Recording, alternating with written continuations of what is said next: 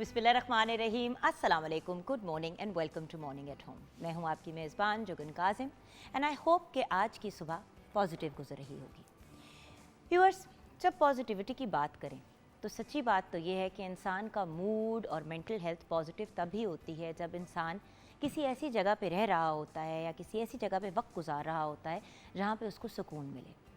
शहरों में जो बड़ी बड़ी शहर हैं जैसे कि लाहौर हो गया, कराची हो गया, क्वेटा हो गया, मुल्तान हो गया, इन शहरों में अफरा तफरी बहुत है। पेशावर की भी आप बात करें तो वहाँ पे भी आप देखते हैं कि कांस्टेंट एक्टिविटी चल रही होती है। लाहौर में भी, कराची, मतलब किसी भी पाकिस्तान की मेजर सिटी में आप देखें, पोल्यूशन की प्रॉब्लम अपनी जगह, उसके अलावा गाड़ियाँ, अफरा तफरी, हर चीज़ एक स्पीड से हो रही होती है। और उस स्पीड के साथ एक बहुत बड़ी प्रॉब्लम जो है वो रूनुमा हुई है, और वो प्रॉब्लम है खुराक की। सिटीज़ के अंदर, शहरों के अंदर सबसे बड़ा प्रॉब्लम ये है कि हम कॉन्स्टेंटली जो है वो फास्ट फूड या अनहेल्दी खाने की तरफ अपना रुझान रखते हैं। हम कोशिश करते हैं कि जो क्विक से क्विक तरीके से हमें चीज़ मिल जाए हम वो ले लें। अब फॉर एग्ज़ाम्पल दलिया हो गया। अब दलिया आपको नेचुरली जौ का दलिया मिल जाता है और बड़ी सस्ती मिकदार में सस्ते अमाउंट में मिल जाता है, और आप गाँव वगैरह में, देहात में देखते हैं कि उसी को इस्तेमाल किया जाता है। हम क्या करते हैं कि किसी इम्पोर्टेड ब्रांड या इवन किसी लोकल ब्रांड की जो मैन्युफैक्चर्ड ओट्स का दलिया होता है वो घर उठा के ले आते हैं। अब ऑब्वियसली उसकी प्रोसेसिंग में जब आप उसको क्विक वाला ओट्स वाला तरीके से बनाने की कोशिश करते हैं तो वो जल्दी बन जाते हैं, स्पेशली जो क्विक कुकिंग वाले ओट्स होते हैं। बट वो एक सर्टन प्रोसेस से गुजरे होते हैं। जब वो उस प्रोसेस से गुजरते हैं तो सबसे बड़ा प्रॉब्लम ये आता है कि उस प्रोसेस के अंदर केमिकल्स का भी इस्तेमाल होता है और खुराक की ग़िज़ाइयत जो है वो कम हो जाती है। सो नेचुरल चीज़ों की तरफ रुझान, जिसके बारे में हम बार बार मॉर्निंग एट होम पे बात करते हैं, ये एक फ़ोकस होना चाहिए। अच्छा, गाँव में अगर बच्चों का दिल चाहता है बर्गर खाने का या कोई फ्राइड चीज़ खाने का तो घर वाले घर पे बना लेते हैं। शहरों में क्या होता है, फ़ौरन किसी फ़ास्ट फूड चेन पे जाते हैं, महंगा हो सस्ता हो जैसा तैसा भी हो, हम ख़रीद के अपने बच्चों को खिला देते हैं। बल्कि हम जब किसी आउटिंग को भी प्लान करते हैं तो किसी फ़ास्ट फूड रेस्टोरेंट की चेन को ही सेलेक्ट करते हैं। देखिए, हम फ़ास्ट फूड चेन्स को बुरा नहीं कह रहे, लेकिन अगर हर रोज़ आप फ़ास्ट फूड भी खाएंगे, हर रोज़ बच्चे पानी की जगह सॉफ्ट ड्रिंक्स पिएंगे तो फिर प्रॉब्लम तो होगी। गाँव में बच्चों को सत्तू और उसके साथ गुड़ मिला के उसको पिलाया जाता है। शहरों के अंदर हम सॉफ्ट ड्रिंक या जूस भी अगर पिलाना हो तो फ्रेश नहीं पिलाते, डब्बे का जूस छोटा सा उनको टिकी पैक पकड़ा देते हैं और कहते हैं ये लो बच्चा पी लो। इसकी वजह से हमारे बच्चे जो बेसिकली उनका फाउंडेशन के ईयर्स होते हैं उनमें हम इतने ज़्यादा हेल्थ के इश्यूज़ क्रिएट कर जाते हैं कि बच्चे जो हैं एक नेचुरली अनहेल्दी लाइफस्टाइल की तरफ चले जाते हैं। भाई, जो बच्चा बर्गर, पिज़्ज़ाज़, फ्राइज़, नगेट्स इस तरह की चीज़ें खा के बड़ा होगा फिर वो वही चीज़ें डिमांड करेगा एज एन एडल्ट। बचपन में तो चलो थोड़ा बहुत माँ बाप फिर भी कंट्रोल कर लेते हैं, लेकिन जब बच्चे बड़े होते हैं तो फिर वही उनकी ज़िंदगी का एक अंदाज़ बन जाता है ज़िंदगी जीने का। उसी किस्म का खाना वो खाते हैं, उसी किस्म की वो खुराक लेते हैं, एंड देन बड़े मेजर मेडिकल इश्यूज़ क्रिएट हो जाते हैं। और फिर वो मेडिकल प्रॉब्लम्स तो होते हैं, लेकिन उन मेडिकल प्रॉब्लम से भी मज़ीद और प्रॉब्लम्स निकलते हैं। बल्कि आज के प्रोग्राम में हम इस पर बात करेंगे कि भाई डायबिटीज़ हो गई, हाई ब्लड प्रेशर हो गया, और ये सारी चीज़ें व्यूअर्स खुराक से रिलेटेड हैं। सो शहरी खुराक से अगर थोड़ा सा हम बाहर निकलने की कोशिश करें और गांव देहातों का जो बड़ा खूबसूरत लाइफस्टाइल था, सुबह जल्दी उठना है, फजर के वक्त जैसे ही सूरज निकलने लगता है वहाँ पे सब जाग जाते हैं, बल्कि उससे पहले लोग जाग जाते हैं, नमाज़ पढ़ के फिर अपने दिन का आगाज़ करते हैं और सारा दिन खेती बाड़ी काम कूम करते हैं, बच्चे स्कूल जाते हैं, वापस आते हैं, माँ बाप का हाथ बटाते हैं। अब आप इस पूरे लाइफस्टाइल को देखें, सुबह आप जल्दी उठे यानी कि रात को आप जल्दी सोएं। जब आप रात को जल्दी सोएंगे, सुबह जल्दी उठेंगे, आपका लाइफस्टाइल वैसे ही एक हेल्दी तरफ जाना शुरू हो जाएगा, आपकी नींद पूरी होगी, उसके बहुत से मामलात और प्रॉब्लम्स होते हैं वो भी रिजॉल्व हो जाएंगे। फिर सारा दिन काम करेंगे, चहलकदमी करेंगे, घूमेंगे फिरेंगे, चीज़ें करेंगे, तो उससे क्या होगा, एक्टिविटी होगी, यानी कि आपकी एक्सरसाइज भी हो गई। जब इंसान एक्टिव होता है तो फिर प्यास तो लगती है, फिर पानी का इस्तेमाल भी होगा, राइट। सो उस लाइफस्टाइल को, और वहाँ पे जब सुबह नाश्ता खिलाना है तो बच्चों को रोटी के ऊपर मक्खन चोपड़ के साथ में एक अंडा दे दिया। अब वहाँ पे क्योंकि जानवर वगैरह, दूध फ्रेश जो है वो गिलास में डाल के पिला दिया, दूध पी लिया, पराठा खा लिया बच्चे ने, साथ में अंडा खा लिया। आप देखिए कितनी हेल्दी डाइट है। वहाँ पे आपको डब्बों के तेल का इस्तेमाल कम नज़र आएगा, वहाँ पे देसी घी का ज़्यादा इस्तेमाल होता है, देसी मक्खन खाया जाता है नाश्ते में। व्यूअर्स, इन चीज़ों से बहुत फ़र्क पड़ता है। अब ना ये एक बड़ी लाइफस्टाइल की कूल चीज़ बन गई कि ओ हमने पिछले दिनों गांव से सरसों का साग मंगाया और खाया। ओ भाई, सरसों का साग तो आपको वैसे भी अवेलेबल होता है मार्केट में, चाहे किसी भी आप शहर में हो। तो जब एक चीज़ अवेलेबल है तो उसका इस्तेमाल भी तो करना है ना। हमने ये तो नहीं वेट करना कि कोई गाँव देहात से में भेजेगा तो तब हम उसका इस्तेमाल करेंगे। मकई की रोटी कितनी हेल्दी चीज़ है, लोग नहीं खाते। उनको वही सफ़ेद आटे वाली रोटी चाहिए जिसके अंदर मज़ीद मैदा मिला होता है, यानी कि वो इतनी अनहेल्दी हो जाती है कि वो आपको न्यूट्रिशन की जगह नुकसान पहुंचा रही होती है। व्यूअर्स, घर पे भी बनी हुई चीज़ को देखभाल के हमें बनाना चाहिए, क्योंकि घर पे अगर आप चीज़ बना रहे हैं लेकिन हर चीज़ जो आप उसके अंदर डाल रहे हैं वो केमिकल बेस्ड है और ऑर्गेनिक नहीं है, तो वो भी चीज़ फिर अनहेल्दी हो गई ना। हम तो आजकल डबल रोटी के जो क्रम्स हम डालते हैं, मतलब चिकन के ऊपर लगाते हैं, नगेट्स के ऊपर लगाते हैं, डिफरेंट चीज़ में, हम तो क्रम तक जो है वो अब मार्केट से रेडीमेड खरीदते हैं। पहले क्या होता था कि आपने कहा डबल रोटी आपकी थोड़ी ड्राई हो गई, आपने उसको थोड़ी देर के लिए ओवन में रखा या उसको प्रॉपर्ली ड्राई करके उसको ग्राइंड कर लिया और उसको आपने ब्रेड क्रम्स के तौर पे यूज़ किया। अब तो ये भी नहीं किया जाता, हर चीज़ हमने डब्बों में डालनी शुरू कर दी है। तो व्यूअर्स, फिर वही वाली बात है ना कि वो डब्बों में डले हुए जो केमिकल्स हैं वो हमारे सिस्टम में जाते हैं, हमारे डिफरेंट ऑर्गन्स में जाके जम जाते हैं, उसके साइड इफ़ेक्ट्स होते हैं, बीमारियां फैलती हैं। सो प्लीज़ थोड़ा सा हेल्दी लाइफस्टाइल की तरफ जाएं। और हेल्दी लाइफस्टाइल का मतलब सिर्फ घर पे खाना बनाना नहीं है, उसका मतलब है कि फिर हेल्दी चीज़ों का इस्तेमाल करें। आइए व्यूअर्स, किचन की तरफ बढ़ते हैं। अस्सलाम वालेकुम शेफ आमना इलियास, कैसी हैं आप? अल्हम्दुलिल्लाह, आप कैसी हैं? अब देखें ना, फ्रेश चीज़ों की बात करें, ये देखें, नींबू फ्रेश इस्तेमाल करें। बोतल में डला हुआ प्री मेड लेमन जूस जो है, इसमें नींबू का जूस और एक्चुअल नींबू का रस नहीं होता, उसमें पता नहीं क्या होता है, टाटरी टाइप चीज़ होती है। टमाटर इस्तेमाल करें। कैन टमाटर क्यों आप यूज़ करते हैं? हर चीज़ हमने कैन्स और डब्बों में डालनी शुरू कर दी है। सोचने की बात है, टमाटर आप 2 से 4 दिन 5 दिन यूज़ करते हैं, चले हफ्ता भी यूज़ करते हैं, उसके बाद वो ख़राब हो जाता है। टिन के अंदर डला हुआ टमाटर जो है वो सालों चलता है। सोचने की बात है ना, वो सालों क्यों चल रहा है, उसमें कुछ तो डला हुआ है। कैरेट्स, गाजरें एक नेचुरल चीज़ है जो आप एज अ स्नैक भी अपने बच्चों को दे सकते हैं। हम नगेट से आगे ही नहीं बढ़ते। पुदीना, खीरा, ये सारी चीज़ें, हरी मिर्चें, हर चीज़ हमने डब्बों में डालनी शुरू कर दी है। भाई हर चीज़ डब्बों में इसलिए ना कि पहले से हमारे पास पड़ी हुई होगी, ज़रूरत होगी। भाई कभी कभार की यूज़ के लिए आपने रखा हुआ है भी टमाटर का टिन कि भाई कभी एकदम से कोई गेस्ट आ गए तो हम लोग यूज़ कर लेंगे।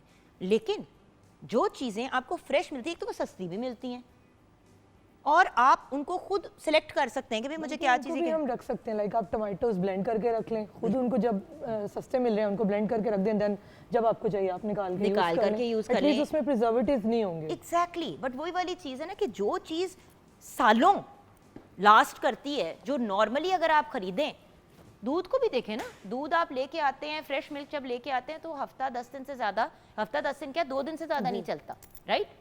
अब आप उसी दूध को जब डब्बे में डाल देते हैं तो वो उसके 6 महीने, साल, 1.5 साल की एक्सपायरी होती है। सोचने की बात है व्यूअर्स कि अगर एक्सपायरी इतनी लंबी है तो उसमें कोई ना कोई केमिकल है। वो केमिकल जब आपके सिस्टम में जाएगा तो आपकी खून की रगों में, आपके सिस्टम में, आपके ऑर्गन्स में जाएगा। सो हेल्दी चॉइसेस करें। बहुत सी ऐसी चीज़ें जो हम कंट्रोल कर सकते हैं, जैसे कि अगेन गाँव देहात में अंडे, देसी अंडे होते हैं, देसी मुर्गी होती है, उसी के अंडे आप इस्तेमाल करते हैं। घर में गाय होती है, उसका दूध इस्तेमाल किया जाता है। उसके अलावा जानवर भी अक्सर जो लोगों ने घर में रखे होते हैं ज़िबा वगैरह करने के लिए, वो लोग यूज़ करते हैं। देन फल सब्जियाँ आपको वहीं से फ्रेश मिलती हैं या आप अपनी ही ज़मीन से यूटिलाइज़ कर रहे होते हैं किसी और की। और वहाँ पे लाइफस्टाइल बड़ा खूबसूरत होता है, हर बंदा एक दूसरे की केयर करता है। कोई एक बंदा प्रॉब्लम में आता है, सारा गाँव जो है वो उसके साथ खड़ा हो जाता है। शहरों में तो साथ वाले घर में अल्लाह माफ़ी दे कोई अपनी आखिरी सांसें ले रहा होता है, कोई पूछना नहीं ज़रूरी समझता, बंदा तो जनाजे पे भी नहीं जाता आजकल। ये बहुत बड़ी ट्रेजेडी है व्यूअर्स, और हमें थोड़ा सा इसके बारे में सोचना चाहिए। जो हमारे गांव देहातों की इतनी पॉजिटिव चीज़ें हैं उनको हमें अडॉप्ट करना चाहिए। आज हम क्या बना रहे हैं? आज हम बटर चिकन बना रहे हैं और इसमें बिल्कुल वही जैसे आपने बताया कि नेचुरल चीज़ें हैं और उनको यूज़ करके हम लोग घर में भी बहुत अच्छी वही रेस्टोरेंट स्टाइल आप फ्लेवर्स भी ले सकते हैं। बोतलों में मिल जाता है ना बटर चिकन का सॉस। एग्जैक्टली, प्लीज घर में आराम से बन सकता है। किसी ने भी तो बना के उसको बोतल में डाला ना, तो हम खुद ही बना यूज़ कर लेते हैं। जी, तो इसके लिए बिल्कुल इतने डिफरेंट इजी इंग्रेडिएंट्स हैं, मैं आपको बता देती हूँ। उसके लिए चिकन को पहले हमने मैरिनेट करना है, मैं पहले आपको उसके इंग्रेडिएंट्स बता देती हूँ। योगर्ट चाहिए हमें 1 कप, रेड चिली ले लेंगे हम 1 teaspoon, salt half tea spoon है, हल्दी पाउडर, धनिया पाउडर 1 टीस्पून, गरम मसाला पाउडर हाफ टी स्पून है, लेमन जूस है, फ्रेश लेमन का हम ले रहे हैं 2 खाने के चम्मच, और मुर्गी का गोश्त है, इसको हमने मैरिनेट करके इसमें रख देंगे। देन फिर हम लेंगे ऑयल 2 खाने के चम्मच, मक्खन 2 से 3 खाने के चम्मच लेंगे। फिर ये दालचीनी, हरी इलायची 1 से 2 अदद ले लेंगे, प्याज 1 अदद है, ये जो मैंने इसकी मसाला बनाना है उसके लिए बता रही हूँ। प्याज 1 अदद, अदरक लहसुन 1 टीस्पून, और हरी मिर्च आधा खाने का चम्मच है, टमाटर 1 कप ले लें, और टमाटो पेस्ट जो है वो हम 2 खाने के चम्मच इसमें डाल रहे हैं। ज़ीरा, नमक हाफ टी स्पून है, हल्दी और जायफल पाउडर ये भी हाफ टी स्पून है, पेपरिका पाउडर डालेंगे 1 टीस्पून। इसमें फ्लेवर इन्हांसर के तौर पे हम लोग चीनी यूज़ कर रहे हैं 1 टीस्पून। पानी डालेंगे हाफ कप, और क्रीम और दूध ये हम इसमें सर्विंग के टाइम पे डालेंगे, and kasuri methi for garnishing. मक्खन और क्रीम अपने हिसाब से बढ़ा भी सकते हैं, जैसे अगर आप कैलोरीज कंट्रोल करना चाहते हैं आप उसको कम भी कर सकते हैं, उसकी कोई इतनी कंपल्शन नहीं है। तो ये आपके सामने अभी रेडी करते हैं हम। वंडरफुल। तो इसका तरीका बेसिकली इसका जो मेथड है मैंने आपको बताया, चिकन को मैंने जो पहले आपको बताइए हमने चिकन मैरिनेट करके रख देना है योगर्ट में, एंड देन फिर उसको हम लोग सेपरेट जो है वो उसको हम बिल्कुल उसका मसाला अलग बनता है, वो अलग बनता है, फिर आप उसको कंबाइन करते हैं सर्विंग के वक्त हम उसको कंपाइल करते हैं, उससे उसका वो डिफरेंट सा टेस्ट आता है, वरना वो टिपिकल सालन वाला आपका फ्लेवर आ जाता है, जो डिफरेंस है उसका। क्योंकि मसाला जो है वो बाकी सारी चीज़ों के साथ हम लोग जो प्याज टमाटर ये सब हम लोग इनको रोस्ट करके एंड देन फिर हम लोग इनको ब्लेंड कर लेंगे, साथ में जो साबित गरम मसाले हैं हमारे उसको हम ब्लेंड कर लेंगे, वो पेस्ट अलग कुक करेंगे, और जो चिकन है वो अलग हम लोग बना लेंगे, वो मतलब बिल्कुल ड्राई सा बन जाएगा मैरिनेशन में, एंड देन फिर हम उन दोनों को कंपाइल करके, और ऊपर से आप क्रीम और मिल्क वगैरह जिस तरह से ऐड करना चाहें वो हम डाल देंगे। Wonderful wonderful. अच्छा, इसी तरह व्यूअर्स एक और चीज़ जिसका मुझे बड़ा दुख होता है कि आजकल तो टिक्के भी घर पे खाने हो तो लोग टिक्के मसाले यूज़ कर रहे होते हैं। एक बात मैं उन सब लोगों को बताना चाहूँगी जो टिक्के मसालों के डब्बे यूज़ करते हैं कि वो एक ही डब्बे को आप मिक्स कर देते हैं सीख कबाब के अंदर, उसी एक डब्बे को आप मलाई बोटी में भी मिक्स कर दें, उसी एक ही डब्बे को आप मिक्स कर देते हैं अपनी चांपू के अंदर। होता ये है कि जब आप उसको कुक करते हैं तो मीट का फ्लेवर सिर्फ फ़र्क होता है, बाकी एग्जैक्ट जायका वही आ रहा होता है। So the point is online आपको सारी रेसिपीज सारी चीज़ें उसमें वही मसाले डलते हैं जो हमारी अलमारियों में पड़े होते हैं, सिर्फ आप डब्बे की चीज़ जाके ले आते हैं और सोचते हैं कि यार ये बड़ी कोई ख़ास चीज़ है। हर चीज़ ऑनलाइन अवेलेबल है, यूट्यूब पे जाएं और बड़े आराम से आपको ये चीज़ें मिल जाएंगी। So my request you is try to go for natural things, and even नमक और दूसरी चीज़ें जो हैं अगर आपको नेचुरल मिल जाती हैं। अब बहुत से लोग जो हैं वो सॉल्ट का इस्तेमाल जो है बहुत ज़्यादा करते हैं, नमक का मिकदार भी बैलेंस में लेके आएँ। सो सॉल्ट को बैलेंस में लेके आना, सफ़ेद चीनी का कम इस्तेमाल या ना इस्तेमाल करें, उसकी जगह शहद का इस्तेमाल करें, शक्कर का इस्तेमाल करें। आप देखें कि गांव देहात में तो सफ़ेद चीनी का कॉन्सेप्ट ही नहीं है, गुड़ को इस्तेमाल किया जाता है, शक्कर इस्तेमाल की जाती है या शहद लोग इस्तेमाल करते हैं। और वही चीज़ है ना कि आपकी सेहत अगर आपने ऑप्टिमल लेवल पे रखनी है तो उसके लिए आपको ये चीज़ें तो करनी पड़ेंगी। अब व्यूअर्स ब्रेक की तरफ बढ़ेंगे, ब्रेक के बाद जब वापस आएंगे तो हमें ज्वाइन करेंगे डॉक्टर अली ज़ैनुल आबिदीन। हैं तो आप आई स्पेशलिस्ट, लेकिन आपसे डिस्कशन करनी है मैंने इस चीज़ की कि जो बहुत सी बीमारियां हैं, वेरियस डिफरेंट इलनेसेस एग्जिस्ट करती हैं, जैसे कि डायबिटीज़ हो गया, उसके भी आंखों पे कुछ असरात होते हैं। उसके अलावा अगर आपकी फैमिली में कुछ जेनेटिकली ऐसी बीमारियां चलती हुई आ रही हैं वो आपकी आई साइट को इफेक्ट करती हैं। उसके साथ साथ हाइपरटेंशन जिसको हम हाई ब्लड प्रेशर कहते हैं उसके भी कुछ कॉन्सिक्वेंसेस होते हैं। तो आँखों की सेहत का इन सब बीमारियों को का पॉइंट ऑफ व्यू से किस तरह ख्याल रखना चाहिए और क्या ख़ास एहतियात करनी चाहिए, ये हम डिस्कस करेंगे ब्रेक के बाद।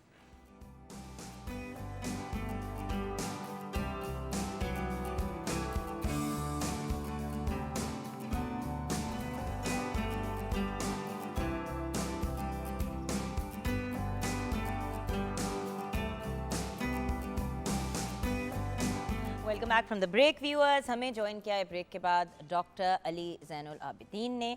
आप आई स्पेशलिस्ट हैं at Mayo hospital and assistant professor of ophthalmology, head of diagnostic at King Edward medical university. अस्सलाम वालेकुम डॉक्टर साहब। वालेकुम सलाम Jugan, thank you very much for having me on the show. ठीक ठाक है अल्हम्दुलिल्लाह। एक चीज़ जिसके बारे में मुझे बड़ी क्यूरियोसिटी थी, पिछले दिनों तो मैंने आपको कॉल भी की और मैंने कहा कि डॉक्टर साहब इसके ऊपर प्रोग्राम हमें ज़रूर करना चाहिए।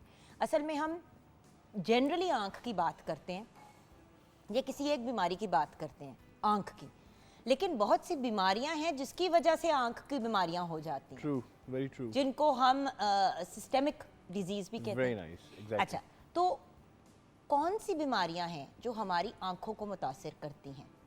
जुगन, आपने एक बहुत बहुत वास्ट टॉपिक है जो शुरू किया है। Eyes are basically the gateway to the body. आपकी आंखों से आप जिस्म के अंदर झांक लेते हैं। बहुत सारी ऐसी बीमारियां हैं जो आंखों से डायग्नोज होती हैं और उसका पेशेंट को पता ही नहीं होता कि उसको वो बीमारी हो रही है। जैसे एक बीमारी है यंग पेशेंट्स के अंदर, यंग फीमेल्स के अंदर बहुत कॉमन है, जिसे कहते हैं एमएस, मल्टीपल स्क्लेरोसिस।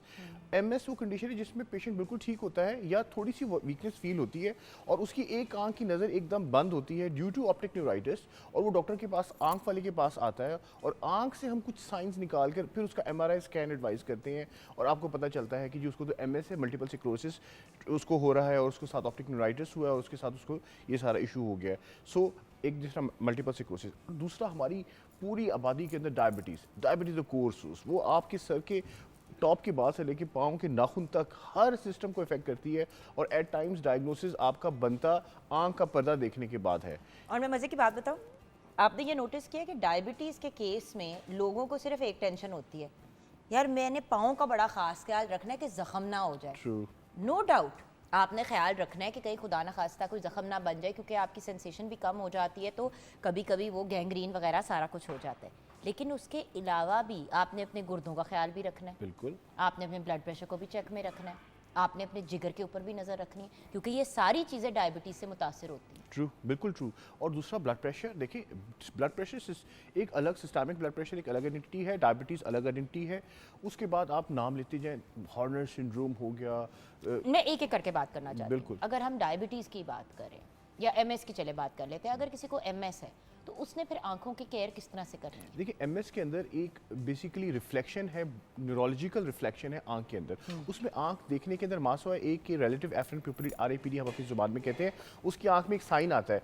उसमें आपने फौरी तौर पर हमने न्यूरोलॉजिस्ट को इंगेज करना होता है, जिसने उसको आईवी इंजेक्शंस 1000 ग्राम्स के उसको लगाने होते हैं स्टीरॉइड्स के, जिसके साथ उसको कंट्रोल किया जाता है और उसके बाद उसको बार बार दिखाना होता है उसके एमआरआईज को, स्किप लीजन्स कितनी कम हुई और किस तरह वो बेटरमेंट की तरफ वापस जा रहा है। तो इसमें फॉर द फर्स्ट टाइम जब आई वाले ने देखना है तो उसने न्यूरोलॉजिस्ट को कंबाइन करना है। इसी तरह शुगर की वजह से अगर पर्दा ख़राब है तो शुगर वाले को फौरी तौर पे आपने डॉक्टर को इंगेज करना है, और वो एट टाइम्स पेशेंट को पता नहीं होता कि उसकी डायबिटिक रेटिनोपैथी यानी कि उसकी शुगर इस हद तक ख़राब हो रही है कि उसने आंखों को इफेक्ट किया है, इसका मतलब है गुर्दों को भी इफेक्ट करना शुरू कर दिया है। देखिए आंख का जो खून आ गया या आंख में जो ब्लड लीकेज आ गई, उसको मैंने देख लिया, उसको मैंने लेज़र के साथ ठीक कर दिया। जो गुर्दे के अंदर ब्लड आएगा या बाकी जगहों पर या हार्ट के अंदर या ब्रेन के अंदर, तो उसको आप डायरेक्ट जाके कोगुलेट नहीं कर सकते, ठीक है। तो ये डॉक्टर ने अपने जो है फिजिशियन उसके साथ एक टीम के तौर पे काम करना होता है। सिस्टमिक डिजीज़ तो गो हैंड इन हैंड, आपकी बहुत सारी, जिस तरह आपको शुगर ब्लड प्रेशर की आपको शुरू में बताया, इसके अलावा आप नाम लें एसएलई है, सिस्टमिक शुगर में वो कौन से वार्निंग साइंस हैं जिससे आपको पता चलता है कि आपकी आंखों के मसाइल बढ़ रहे हैं? देखिए आप शुगर का जो पेशेंट है उसको कोई मसला भी नहीं है तो उसने 6 महीने बाद अपने आई स्पेशलिस्ट को लाजमी चेक करवाना है। अगर उसको कोई मसला नहीं है तो भी, ये पब्लिक मैसेज है, so every diabetic patient every 6 months have to get the diabetic retinopathy, पर्दे को चेक कराना जरूरी है। यानी कि अगर बच्चे को भी है, अगर बच्चा भी डायबिटिक है, बड़ी दफा होता है कि जो आपको पता है type 1 juvenile type 1 diabetes, juvenile exactly, diabetes, बिल्कुल। तो आपने ज़रूर बच्चे का हर 6 महीने बाद, क्योंकि आपने नोटिस किया होगा कि जो बच्चे बचपन में डायबिटिक होते हैं आगे जाके उनकी आई साइट का बहुत प्रॉब्लम होता है। 10 साल शुगर का मरीज 10 साल बहुत अच्छा कंट्रोल रखे तो वेल एंड गुड, लेकिन 10 साल के बाद बहुत सारे 65 to 70% पेशेंट्स होते हैं जिनको डायबिटिक रेटिनोपैथी शुरू हो जाती है। बिकॉज देखिए ना, आप इतना strict control for so many years नहीं रख सकते। सो जुवेनाइल डायबिटिक पेशेंट्स जो हैं they are very much prone. We have got young patients 22 साल 18 साल 28 साल उम्र होती है and they are at the verge of losing their eye sight because of the uncontrolled diabetes. तो उसमें आपने अर्ली चेकअप करके पेशेंट को आपने मेक श्योर करना होता है कि उसकी शुगर की जो लीकिंग स्पॉट्स हैं उनको लेज़र लगा के और उनको बंद कर दिया जाए ताकि वहाँ से लीकेज ना हो और डायबिटीज़ अच्छी कंट्रोल की जाए। HbA1c that is the core. हम जब पेशेंट आता है ना हमारे पास, वो कहते हैं भाई HbA1c अपने हम लेके आए, डॉक्टर साहब हमारी शुगर तो बिल्कुल ठीक है। और आप आंखों के डॉक्टर है, आपकी में डायबिटीज का चेक करवा Exactly. जैसे कि अब कुछ दिन पहले इन्होंने मुझे मैसेज किया कि जी फलां पेशेंट को कहें कि अपना HbA1c कर। मैंने कहा डॉक्टर साहब, मैंने कहा चलिए ठीक है, मैंने आगे कहा, उनका भी वही रिस्पॉन्स आया कि भाई मुझे नहीं है डायबिटीज। तो मैंने कहा कि ठीक है नहीं है, लेकिन डॉक्टर साहब ने कहा है। फिर आपने मुझे यही बात एक्सप्लेन की, तब मैंने आपको कहा कि डॉक्टर साहब हमें इस पे शो करना चाहिए। क्योंकि असल में आंख का डॉक्टर अगर कहता है डायबिटीज का चेक करा लो, तो अक्सर पेशेंट घूम के कहता है कि ये तो पता नहीं क्या ओवर कॉशियस हो रहे हैं। सही फरमा रही हैं आप, बिल्कुल ठीक है। वो भी एक प्रॉब्लम आ जाती है। अच्छा, blood pressure high blood pressure and low blood pressure में क्या प्रॉब्लम्स आ सकती देखिए ऐसी मेरी बात सुनिए, हाई ब्लड प्रेशर के साथ हाइपरटेंसिव रेटिनोपैथी हम अपनी जुबान में, जैसे डायबिटिक रेटिनोपैथी होती है इसी तरह हाइपरटेंसिव ब्लड प्रेशर की वजह से खून की नालियों का जो कैलिबर है ना वो बेसिकली थोड़ा सा श्रिंक होना, उसके अंदर जो एक मस्कुलैरिस की लेयर होती है वो बढ़ना शुरू हो जाती है। सो जो एक्चुअल जो कैलिबर जिसमें से ब्लड ने गुजरना है उस कैलिबर को, उसका जो कैलिबर वो कम होना शुरू हो जाता है क्योंकि वो मसल्स ज़्यादा स्ट्रॉन्ग होना शुरू हो जाते हैं, बढ़ना शुरू, हाइपरट्रॉफी होना शुरू हो जाती है। सबसे बड़ा इशू जो आता है वो आता है खून की नाली का फट जाना, ब्लड प्रेशर बढ़ने की वजह से। आई हेमरेज, एक आई हेमरेज होता है जो सब कंजक्टिवल बाहर होता है, एक आई हेमरेज होता है जो आंख के अंदर वेन ओक्लूजन की वजह से होता है। दैट इज़ वेरी सीरियस और उसके साथ पोटेंशियल ब्लाइंडिंग कंडीशन बन जाती है अगर आप उसको वक्त पे ट्रीट ना करें। So blood pressure is not something कि आप उसको वैसे ही जाने दें, कोई बात नहीं, खैर है। ब्लड प्रेशर के साथ आपने मेक श्योर करना है ब्लड प्रेशर कंट्रोल रखें और आंख का प्रेशर कम करना है। ये दोनों चीज़ें कंबाइन करके आंख की नाली, जो खून की नाली है, उसको बंद कर देती हैं and that cause you branch retinal vein occlusion और सेंट्रल रेटिनल वेन ओक्लूजन्स। ये एक बहुत खतरनाक कंडीशंस हैं। सो ये चीज़ blood pressure is not something कि जी आप वैसे, एट टाइम्स क्या होता है ब्लड प्रेशर का पेशेंट आता है, उसकी आप वेन ओक्लूजन देखते हैं तो आप अलार्म करते हैं कि इसका ब्लड प्रेशर सिस्टमिक मॉनिटर करो, पता चलता है कि वो हाइपरटेंसिव होता है, या उसकी आंख में प्रेशर, आंख की नाली बस्ट हुई होती है बाहर वाली जो नज़र भी आ रही होती है, तो आप अलार्म करते हो उसको कि यार अपना ब्लड प्रेशर तुम चेक तो करवाओ, और वो पता चलता है कि वो ब्लड प्रेशर का पेशेंट है और उसको पता ही नहीं इस चीज़ का। So this is very important, blood pressure, ठीक है, उसको कंट्रोल, और उसमें हमारे आंख के sign haemorrhage, that is the thing. आपको खून नज़र आ जाएगा आंख के अंदर, या आंख की नाली एक खुदा न खासा फटती है तो उस पेशेंट की सडन विजन ड्रॉप कर जाती है, वो कहते हैं डॉक्टर साहब मुझे इस आंख से नज़र नहीं आ रहा। पर डॉक्टर साहब एक्सेसिवली लो ब्लड प्रेशर जिसको हाइपोटेंशन भी कहते हैं, उसमें भी तो ये इशू आ जाता है हेमरेज का। जो हाइपोटेंसिव जो होता है ना, हाइपोटेंशन, उसके साथ आपकी आंख नहीं, उसके ब्रेन के अंदर, उसमें जिस ब्रेन के अंदर जो है ना हाइपोटेंसिव, उसके साथ आपको हाइपोटोनिक, मतलब अगर आंख का प्रेशर भी कम होना शुरू हो जाता है तो हाइपोटोनिक मैकुलोपैथी हम कहते हैं, लेकिन दैट इज़ वेरी रेयर। आप ब्लड प्रेशर लो जो है पेशेंट्स का रिलेटिवली इज, जो रिपोर्टेड केसेस हैं far less as compared to hypertensive cases, तो वो रेशियो इज़ वेरी लेस, तो वो नमक शमक पिला पिलू के पेशेंट को ठीक कर दिया जाता है, जो ये लोग मेरे साथ करने की कोशिश करते हैं जो काम नहीं करता। बट वही चीज़ है ना कि डॉक्टर साहब देखिए, कोई भी चीज़ हो उसकी तशखीस करवाना और उसका इलाज करवाना, और उसके साथ साथ व्यूअर्स ये पूछना भी ज़रूरी है। देखिए ना, आप डायबिटीज़ के डॉक्टर के पास जाएंगे, एंडोक्रिनोलॉजिस्ट के पास जाएंगे, वो आपको कहेगा कि भाई आपको डायबिटीज़ है और आपने ये चीज़ें करनी है। उसके साथ आपको पूछना चाहिए कि डॉक्टर साहब मुझे मज़ीद और किन चीज़ों का चेकअप करवाना चाहिए, क्योंकि डायबिटीज़ से ऑब्वियसली दूसरे मसाइल भी हो सकते हैं। तो अगर आप पहले से उन चीज़ों पे नज़र रखेंगे, जैसे कि उन्होंने कहा कि अपनी आई साइट हर 6 महीने बाद आपने चेक करानी है, अगर कोई प्रॉब्लम नहीं है। अगर प्रॉब्लम है तो एवरी 3 मंथ्स आपको जाके चेक कराना है। डेफिनेटली ये तो कहना, देखिए 6 मंथ्स मैंने इसलिए कहा ताकि जनरल पॉपुलेशन साल बाद आ ही जाए, दैट इज़ द थिंग। अगर मैं साल बाद कहूँगा तो they will not come after 5 years। So the 3 months to 6 months is something which is, आप उसको कंफर्म कर लेते हैं, इवन आपको प्रॉब्लम नहीं भी है कोई। और कौन सी बीमारियां हैं जो हमारी आंखों को मुतासिर करती हैं? देखिए क्योंकि उसके बाद कुछ ऐसे हमारी लाइफस्टाइल के चॉइसेस हैं, जैसे कि अभी मैं शो की शुरुआत में डॉक्टर साहब आप भी सुन रहे थे कि भाई हम लोग ख्याल नहीं करते, we are very very careless, and the point is हम लोग शहरों में बिल्कुल एक मुख्तलिफ ज़िंदगी गुजार रहे होते हैं। गाँव में कितने लोगों को आप पहने हुए देखते हैं? गांव में कितने लोग हैं जिनको वहाँ पे तो ऑप्टोमोलॉजिस्ट होते भी नहीं है, वहाँ पे तो कोई आई एक्सपर्ट भी नहीं होता। क्यों? देखिए, जिनको होता है इशू ले आते हैं शहरों के अंदर, चेक करा लेते हैं, और वहाँ पे ऑब्वियसली कोई ना कोई इस तरह से तो होता है, लेकिन हम लोग हर गलत चीज़ का चेकअप करवा लेते हैं, जो ज़रूरी काम होते हैं वो नहीं करवाते। देखिए आपने जो कि नहीं, आपको एक बहुत बड़ा टॉपिक आपने वैसे छेड़ा हुआ है, लेकिन यह बात, आपकी बात बिल्कुल ठीक है, nutrition and diet play a very handy role. लेकिन कौन सी और डिजीजें हैं, क्योंकि उसके बाद में न्यूट्रिशन और डाइट। देखिए मेरी बात सुनिए, रूमेटॉइड आर्थराइटिस, ठीक है, जिस आर्थराइटिस के पेशेंट्स होते हैं, आर्थराइटिस के साथ पेशेंट्स, यस, आर्थराइटिस के साथ patients are affected. SLE, arthritis क्या है? It's an autoimmune disease ना। ऑटो इम्यून डिजीज का मतलब क्या है कि आपके बॉडी के अंदर खास सेल्स हैं जो प्रोड्यूस हो गए, जो आपकी जो आपके ही जिस्म को डैमेज करना शुरू हो गए, जो पहले आपके सिपाही थे वही आपके दुश्मन बन जाते हैं, सिंपल सी बात। ठीक है। सो जब आप आंख देखते हैं, आपको आंखों में स्वेट ड्राई आई नजर आ जाती है, तो आपको पता चलता है अगर आंखें ड्राई हो रही हैं तो उसका मतलब उसके जॉइंट्स भी ड्राई हो रहे हैं। आप उसका आर फैक्टर करवाते हैं, एट टाइम्स उसका आर फैक्टर पॉजिटिव आया होता है और उसको रूमेटॉइड आर्थराइटिस अंडरलाइन चल रहा होता है। फिर रूमेटॉइड आर्थराइटिस के साथ जो एसोसिएटेड कंडीशंस, यानी आप जो मेडिसिन लेते हैं उनका साइड इफेक्ट आई पे आना शुरू होता है। HCQ है, ठीक है, हाइड्रोक्सीक्लोरोक्विन ड्रग जो दी जाती है रूमेटॉइड आर्थराइटिस के लिए, मीथोट्रेक्सेट है जो आर्थराइटिस के लिए दी जाती है, SLE के लिए दी जाती है, सार्कोइडोसिस के लिए दी जाती है, I mean you name it. ये सारी जो ऑटोइम्यून डिजीजेज हैं जिनमें जो आप मेडिसिन यूज़ कर रहे होते हैं उसके साथ जो पर्दे पे इफेक्ट आते हैं, वो आपने लाजमी पेशेंट का कलर विजन लाजमी चेक करवाना है। जो रूमेटॉइड आर्थराइटिस के पेशेंट्स होते हैं उनको कलर विजन लाजमी चेक करवाना है। उनका OCT मैकुला एक खास कंडीशन होती है जिसमें उनका पर्दा लाजमी चेक करवाना है, और उसके बाद उनकी सेंट्रल विजन चेक करनी होती है, बिकॉज ये इफेक्ट करती है इसके अंदर। हाँ जी। और इसके अलावा आपको जो SLE जिसे मैं आपको बता रहा हूँ ऑटोइम्यून डिजीज है, ये आपने इसमें पेशेंट्स को रेटिना को लाजमी चेक करवाना होता है, बिकॉज वी डोंट वांट कि पेशेंट को बाद में इस चीज़ का इफेक्ट आए और वो आप इरिवर्सिबल कंडीशन में आए। और हमारे पास rheumatologist we come hand in hand. हमारा पब्लिक मैसेज है कि जब रूमेटोलॉजिस्ट के पास आप जाते हैं तो rheumatologist mostly refer the patient to ophthalmologist, और वो side by side as a team काम कर रहे होते हैं, बिकॉज उसमें उन्होंने आई वालों से जो चीज़ें चाहिए होती हैं वो उनको मांगते हैं। और ये बड़ा ज़रूरी होता है कि जो मेडिसिन आप यूज़ कर रहे हैं रूमेटॉइड आर्थराइटिस की और बाकी कंडीशंस की, उसके इफेक्ट्स आई पे जो आ रहे हैं उसको आप रूल आउट कर लें।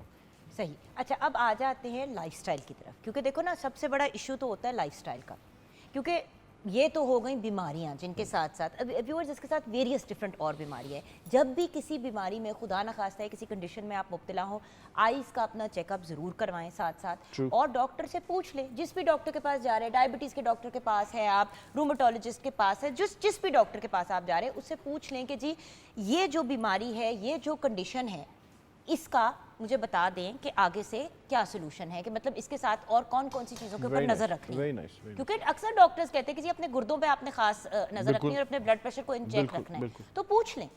अगर आपको नहीं बताया जा रहा तो आप पूछ लें, राइट? क्योंकि देखिए आप जैसे कि मैं when I was expecting my children, तो मुझे याद है कि डॉक्टर शाइना आसिफ ने मुझे गाइड किया कि जुगन अपना डेंटल चेकअप ज़रूर कराना है तुमने, ठीक है, कम से कम 1 या 2 दफ़ा जाके अपने दांतों का चेकअप करवाना है, क्योंकि प्रेगनेंसी में दांतों के मसाइल भी हो जाते हैं। मैं कहा हैं?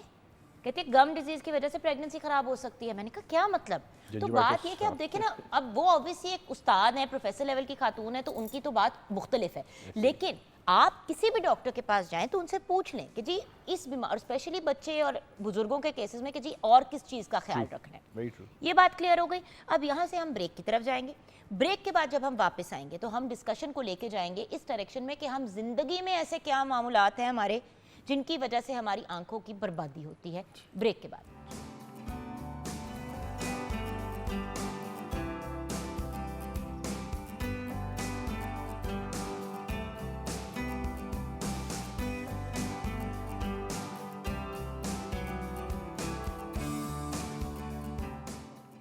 जी हाँ viewers, welcome back from the break. और डॉक्टर अली ज़ैनुल आबिदीन हमारे साथ है। डॉक, ब्रेक से पहले तो हमने बात की MS की, डायबिटीज़ की, बहुत सी डिफरेंट ऐसी बीमारियां हैं जिनसे हमारी आंखें डायरेक्टली मुतासर होती हैं या इनडायरेक्टली मुतासर होती हैं, जिनको हमने सिस्टेमिक डिजीज़ कहा। लेकिन कुछ बीमारियां तो हम खुद भी पैदा करते हैं। आप बिल्कुल ठीक कह रही हैं। हर चीज़ तो आप बीमारी पे नहीं डाल सकते ना। और बाय द वे डायबिटीज़ भी हम खुद ही अपने साथ कराते हैं। एग्जैक्टली यही मैं कहना चाहता कि आपको पता चल जाता है, अगर आप अपना चेक कराते रहें, फैमिली हिस्ट्री है, तो आप अपने आप को प्री डायबिटिक पे ही रोक सकते हैं बहुत अरसा। देखिए आपको क्या हो रहा है, ये परसिस्टेंट शुगर लेवल हाई होने की वजह से आपके रिसेप्टर्स इनसेंसिटिव हो जाते हैं। वो शुगर ज़्यादा रख के आपका, और दैट मतलब obesity is one of the most important factor. जो आप जिस हेल्दी लाइफस्टाइल पे बात करी थी, वो सारी चीज़ें इसी बातों की गिर्द घूम रही हैं। देखिए आपकी स्लीप पैटर्न्स हो गए, आपका वेट हो गया, आपकी सेडेंटरी लाइफस्टाइल, आप बैठे हुए खा रहे हैं, बैठे हुए खा रहे हैं, स्मोकिंग्स हो गई। You start from the basic. Suppose एक पेशेंट है, एक पर्सन है, उसने अगर अर्ली मॉर्निंग उठकर एक वॉक करनी है, या उसने जॉग करनी है, उसने एक्सरसाइज करनी है, तो उससे क्या क्या उसको फ़ायदे हो रहे हैं। उसकी ब्लड सर्कुलेशन बेहतर हो रही है, उसकी ओवरऑल जो डायबिटिक जो उसका कंट्रोल है, यानी कि जो उसकी शुगर के लेवल है वो थोड़े डाउन हो रहे हैं। अब उससे हमारे आई पे, आप अर्ली मॉर्निंग जब आप वॉक करते हैं, उसका एक नेचुरल इफेक्ट आता है। Your eyes and your body and your mind they get fresh. ठीक है, हमारे पास बहुत सारे पेशेंट्स आते हैं, वो आते बेचारे क्या है, एंटी डिप्रेशंस के ऊपर होते हैं। आंखें आते कि जी सर हमारी आंखें नहीं खुलती, हम सुबह उठते हैं हमारी आंखें पथरीली हुई होती हैं, ऐसे होते हैं जैसे आंख के अंदर कोई चीज़ गई हुई है। We checked severe dry eyes, थोड़ी सी हिस्ट्री रहते हैं, पता चलता है the patient is on antidepressants. We are not saying. अच्छा, एंटी डिप्रेसेंट अपनी जगह है, लेकिन इससे भी अगले लेवल की बात आप भूल रहे हैं एक, और वो ये है कि नींद ही नहीं लोग अपनी पूरी करते। सुबह पथरीली आंखें, क्या सुबह तो आंखों का बेड़ा गर्क हुआ होता है अगर आप रात को अपनी नींद ना पूरी करें। बिल्कुल, उसमें देखिए आप अगर 2-2 3-3 घंटे रात को सोएंगे और वो 2-2 3-3 घंटे भी आपकी डिस्टर्ब्ड स्लीप होगी, तो फिर आंखों का बेड़ा गर्क नहीं होगा तो और क्या होगा? बिल्कुल, देखिए आपको बताऊँ, और बेसिकली क्या होता है, वो स्लीपलेस नाइट्स क्यों होती हैं? पेशेंट्स जो है, एक तो आंख प्रॉपर, उनका जब आप प्रॉपर सोच नहीं होते, एक रेम स्लीप होती है, डीप स्लीप के अंदर आंख जो है ना, ठीक है, अब क्या होता है, वो उस डीप स्लीप में जा नहीं पा रहे होते, रिलैक्स नहीं हो रहे होते अपना माइंड अपने आप को, और उससे आंखों के अंदर क्या इशू आ रहा होता है, आपके गेटिंग ड्राई आइज, और उसके लिए आपने उसको कोप अप करने के लिए आपने स्लीपिंग पिल्स ली होती हैं। स्लीपिंग पिल्स ली होती हैं, और उन ड्राई आइज के लिए आर्टिफिशियल टीयर्स तो बिल्कुल ठीक है, जैसे कि डॉक्टर साहब आप कहते हैं कि वो एक अच्छी चीज़ है, बट अगेन अगर आपकी आंख नेचुरली पानी सही बना रही है, आप कोई भी चीज़, इवन पानी भी आंखों में बार बार डालते हैं तो आंखों को आदत पड़ जाती है ना। सो द पॉइंट इज, चले आर्टिफिशियल टीयर्स तक तो बात ठीक है, स्टेरॉइड वाले आई ड्रॉप्स डालने शुरू कर देते हैं, क्योंकि हमारी फुफ्फी के बेटे के फलां ने यूज किए थे ये ड्रॉप्स, उन्होंने कहा है कि तेरी आंखों में होता है, तू भी इस्तेमाल कर। और एग्जैक्टली उसको स्टाई थी, आपकी आंख में ड्राइनेस है, ठीक है। ये देखिए सारी चीजें आप, यही मैं बता रहा हूँ ना, मेरे पास पेशेंट्स आते हैं कि जी डॉक्टर साहब we are able to open the eye in the morning, रात सोते हुए एकदम उठ जाते हैं हम, हमारी आंखों में दर्द हो रही होती है और आंखें नींद डिस्टर्ब हो जाती है। तो आप जब इन्वेस्टिगेट करते हैं तो ये चीज़ें, स्लीपिंग पिल्स पेशेंट ले रहा होता है या एंटी डिप्रेशन, बेसिकली क्या होता है, वो माउथ आपका वो ड्राई हो रहा होता है, आपकी आंखें ड्राई हो रही होती हैं, और उन आंखों की ड्राइनेस की वजह से वो एक्सट्रीम ड्राइनेस पे जब जाती हैं तो आपको रिकरेंट इरोजन्स आना शुरू हो जाती हैं, आंखों के अंदर छोटे छोटे जख्म बनना शुरू हो जाते हैं। जब आप डॉक्टर के पास आते हो, वो आंख बिल्कुल ठीक होती है, डॉक्टर डायग्नोज नहीं कर पा रहे होते इस चीज़ को कि ये RES है, रिकरेंट इरोजन सिंड्रोम है, because of the dryness, because of the using some pills. अब बात सारी हुई सिस्टेमिक और अनहेल्दी लाइफस्टाइल पे जा रही है। देखिए आपने क्या किया, सिस्टेमिक कंडीशंस क्या थी, you are taking sleeping pills और यू आर टेकिंग एंटीसाइकोटिक्स और you are taking some other pills, जिसका साइड इफेक्ट क्या है कि आंखें ड्राई हो रही हैं, और आंखें ड्राइनेस की वजह से क्या हो रहा है कि आपकी आंखें खुल नहीं और आपकी रात नींद खराब हो रही है, बिकॉज वो छोटे छोटे जख्म बन जाते हैं एक्सट्रीम ड्राइनेस की वजह से, recurrent erosion. This is a very serious issue. लोगों को, I mean we have patients जो बहुत सीवियर डिप्रेशन में चले जाते हैं बिकॉज उनकी नींद पूरी नहीं हो रही होती इस वजह से।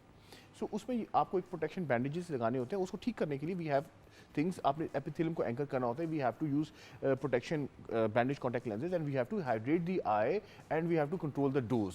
और उसमें क्या होता है, मैं ज़्यादातर पेशेंट्स को क्या एडवाइस करता हूँ, you have to go and run for 2 kilometres.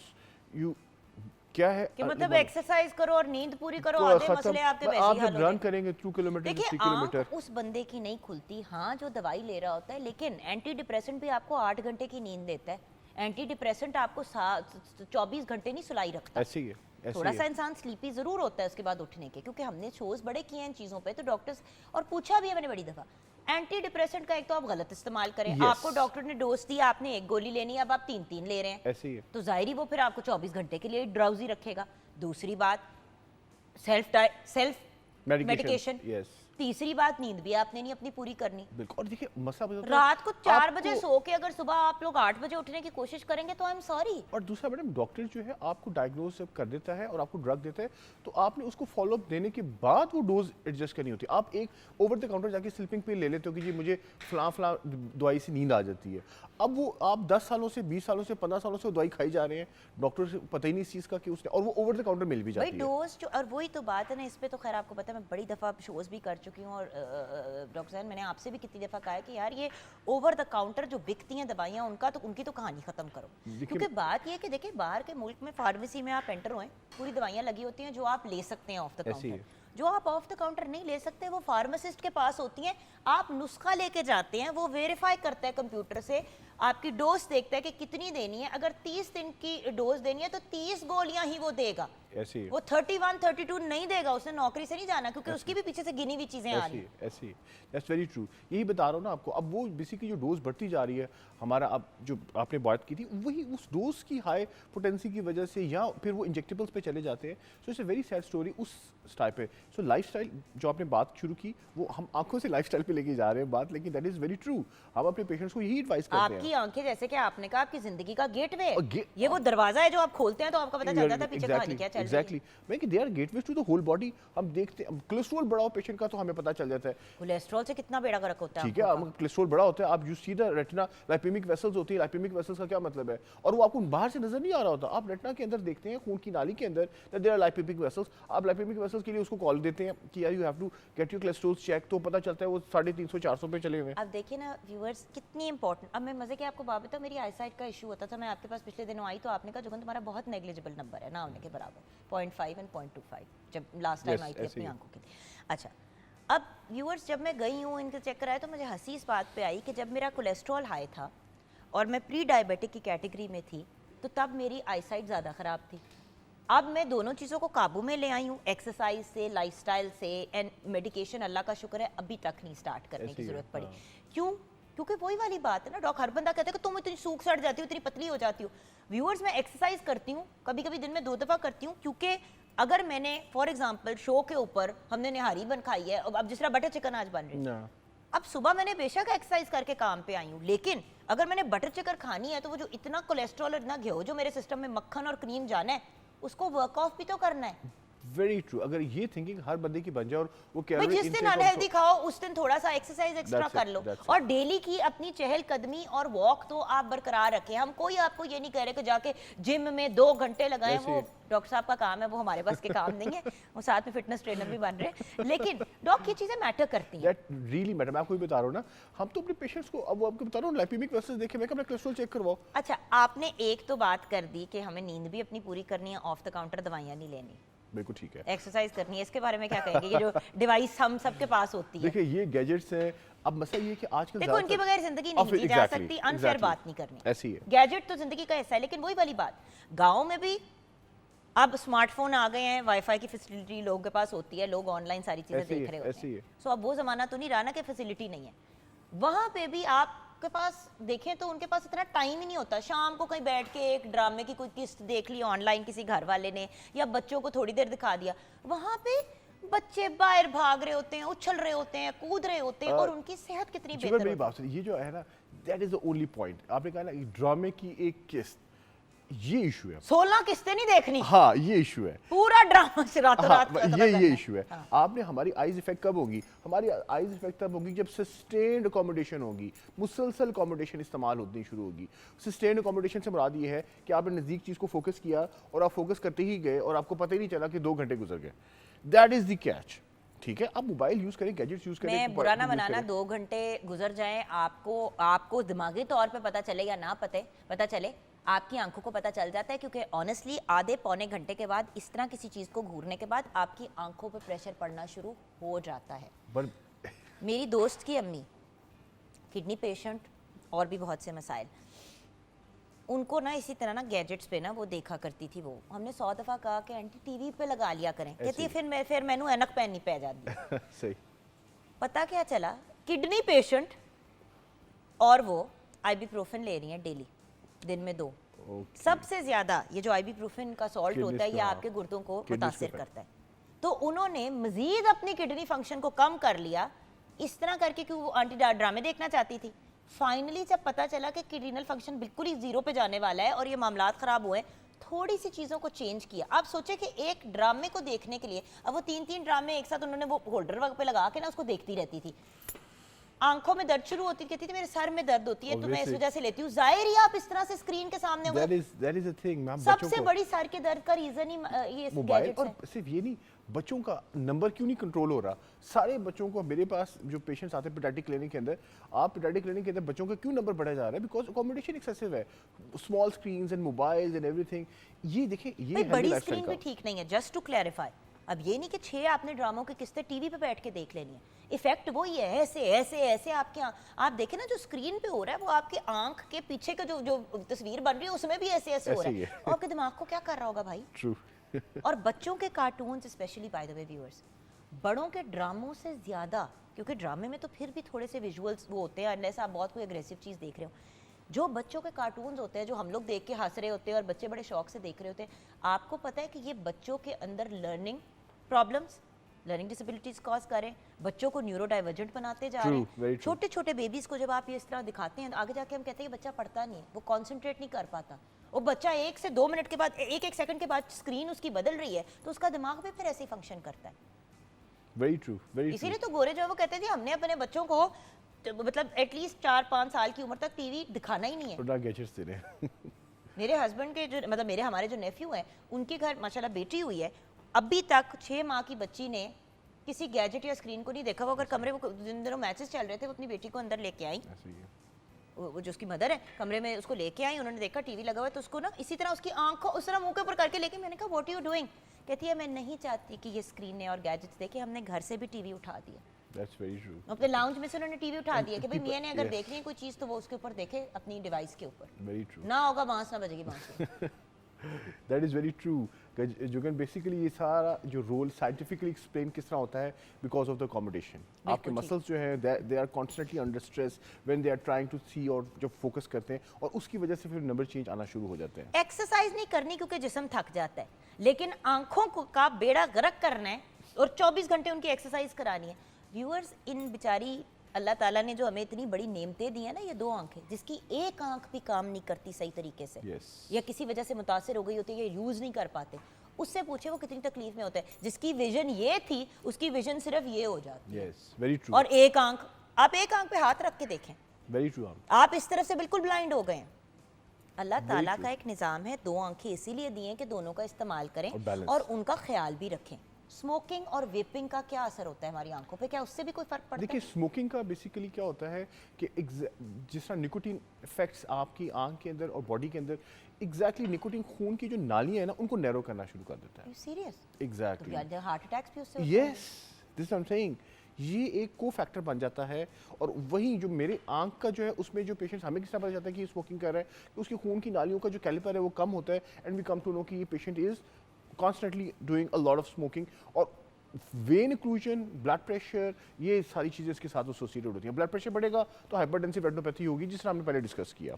So basically smoking is indirectly affecting through blood pressure और calibre of the vessels, vape and all. और ये दूसरी basically- बात, स्मोक का जो धुआं होता है वो आपकी आई को एक्सटर्नली अफेक्ट करता है। एग्जैक्टली, जिस तरह वो आपकी, देखें जो लोग रेगुलर स्मोकर्स होते हैं जो सिगरेट पीते हैं, मैं वेपिंग की अभी नहीं बात करी, बट वेपिंग के अंदर क्योंकि निकोटीन होता है, यस, तो वो भी आपको आपके देखें, सिर्फ फेफड़े नहीं, अब देखें ना, लंग्स को हम फोकस बना लेते हैं जब हम स्मोकिंग की बात करते हैं, वेपिंग की बात करते हैं, ये भूल जाते हैं कि उससे 1000 और मसाइल होते हैं। आंखें आपकी गेटवे भी हैं, आपकी इंडिकेटर भी हैं आपकी प्रॉब्लम्स की, लेकिन इसका ये मतलब नहीं है सिर्फ आई डॉक्टर के पास जाके अपनी आंखें चेक कराएं और कहेंगे मुझे क्या क्या बीमारी है। आपने एक कॉम्बिनेशन में वर्क करना। क्लोजिंग में क्या कहेंगे आप? क्लोजिंग में ये देखें, आईज आर बेसिकली, जिस तरह मैंने आपको शुरू किया, that they are the gateway of the body, so you have to make sure that whenever you feel that diabetic patients have to get themselves checked after every 6 months. Every 6 months, ठीक है। ये बहुत important take away home message है। And secondly, even अगर आपको कोई मसला नहीं भी है तो रूटीन में साल में एक दफ़ा आप अपने ऑप्थेमोलॉजिस्ट को after 45 you have to get in touch with बेटा, आई डॉक्टर ऑप्थेमोलॉजिस्ट, बच्चों, अवाम, बड़ों, खालाओं, आंटियों, सब बड़े छोटे, सबको मैं ये बात एक एक्सप्लेन करना चाहती हूँ। जब आप अपनी बीनाई के लिए, अपनी एनके बनवाने के लिए जाते हैं तो बहुत से लोगों ने उधर ही एक बंदा बिठाया हुआ होता है जो आपने आई डॉक्टर के तौर, मतलब वो जो चेक करते हैं, देखिए वो आपकी आई साइट तो शायद चेक कर लेते हैं नंबर, लेकिन जो प्रॉपर डिटेल्ड चेकअप होता है ना, वो प्रॉपर हॉस्पिटल में जाके किसी ऑप्थेमोलॉजिस्ट से करवाएं या किसी क्लिनिक में जाके करवाएं। होता यह है कि उनका एक्सपर्टीज होती है एक एरिया के अंदर कि भाई नंबर क्या है आंखों का, या इतना बता देंगे कि यार लग रहा है कि मोतिया आपकी आंखों में उतर है या वटेवर। वो आपका चेकअप नहीं है, वो आप अपनी आंखों का नंबर चेक करा रहे हैं अपनी आई साइट का। लेकिन अगर आप साल में एक दफ़ा रेगुलरली ऑप्थेमोलॉजिस्ट के पास जाएंगे तो आपको फॉल बैक के तौर पे वहाँ पे नहीं चेक करवाना पड़ेगा, ऑप्थेमोलॉजिस्ट को चेक कराएं, वो आपको बता देगा कि ये नंबर की आपने ऐनक बनानी है और हाँ ये प्रॉब्लम्स भी आ रही हैं, उसको हल करा लें। So ultimately viewers, prevention is better than the cure. हर साल आंखों का चेकअप करवाएं और प्रॉपर डॉक्टर के पास, मुस्तनिद डॉक्टर के पास जाएं। और अगर डॉक्टर कोई मशवरा देता है कि भाई एनके लग गएंगी आपको या ये होगा वो होगा, तो उसकी बात सुन ले, टोटके। और ये चीज़ें जो है ना वो यूजुअली आंखों पे नहीं वर्क करती, ज़्यादा से ज़्यादा ये वाला टोटका वर्क करता है कि अगर स्टाई निकली हुई तो आपने गर्म कॉम्प्रेस कर दिया, कोई इस तरह की चीज़ कर ली, बट वो भी डॉक्टर के मशवरे से। आंख जहाँ बड़ी खूबसूरत चीज़ है, वहाँ पे आंख एक बड़ी सेंसिटिव चीज़ भी है, क्योंकि ये एक्सपोज चीज़ है, बाहर की तरफ है, तो आप इसको बड़ी बुरी तरह डैमेज भी कर सकते हैं। थैंक यू डॉक्टर साहब। Thank you very much. Viewers, हम छोटी सी ब्रेक की तरफ जाएंगे। ब्रेक के बाद जब वापस आएंगे तो जहाँ गांव की बात हो रही है, देहात की बात हो रही है, तो बहुत सी ऐसी चीज़ें हैं जो गांव देहातों में या गांव देहातों से आया करती थी, या जब लोग रहते थे तो उनको खाते थे, कंज्यूम करते थे, उनको यूटिलाइज करते थे, उन पर बात करेंगे ब्रेक के बाद।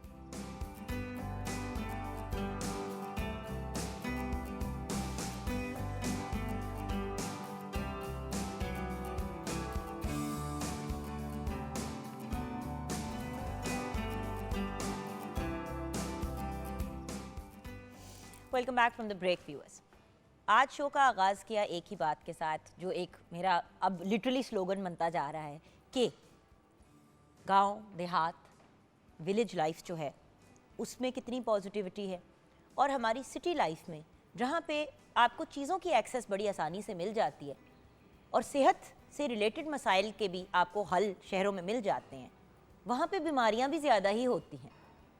सो बात यह है कि कौन से लाइफस्टाइल को अडॉप्ट करना बेहतर है, वहाँ पे जहाँ पे आसानियाँ बहुत सी हैं लेकिन बीमारियाँ भी उसके साथ बहुत हैं, या फिर उस लाइफस्टाइल को अडॉप्ट करना है जिसमें शायद इतनी ईजिली आपको फास्ट फूड नहीं मिलता, सॉफ्ट ड्रिंक्स की एक्सेसिबिलिटी नहीं होती, चीज़ें भी थोड़ी मुश्किल से इंसान अफोर्ड करता है, या फिर आपने उस लाइफस्टाइल की तरफ जाना। I mean it just depends कि आपकी चॉइस क्या है।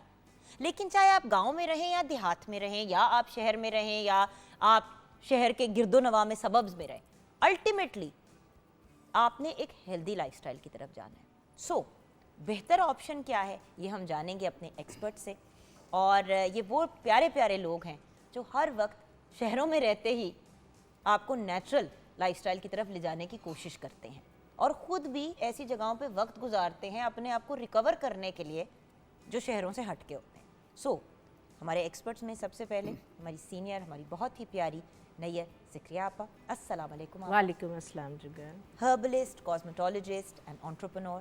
देन प्यारे हमारे डॉक्टर सैयद मोहम्मद फैसल भाई। Doctor Faisal is a natural cosmetologist, health and beauty consultant. Natural इसलिए कहना पड़ता है व्यूअर्स क्योंकि आजकल अननेचुरल चीज़ों को यूज़ करते हुए भी लोग अपने आप को कॉस्मेटोलॉजिस्ट कहते हैं। अननेचुरल से मुराद केमिकल चीज़ें। So he like all of us is a huge promoter of natural and organic. अस्सलाम वालेकुम। वालेकुम अस्सलाम।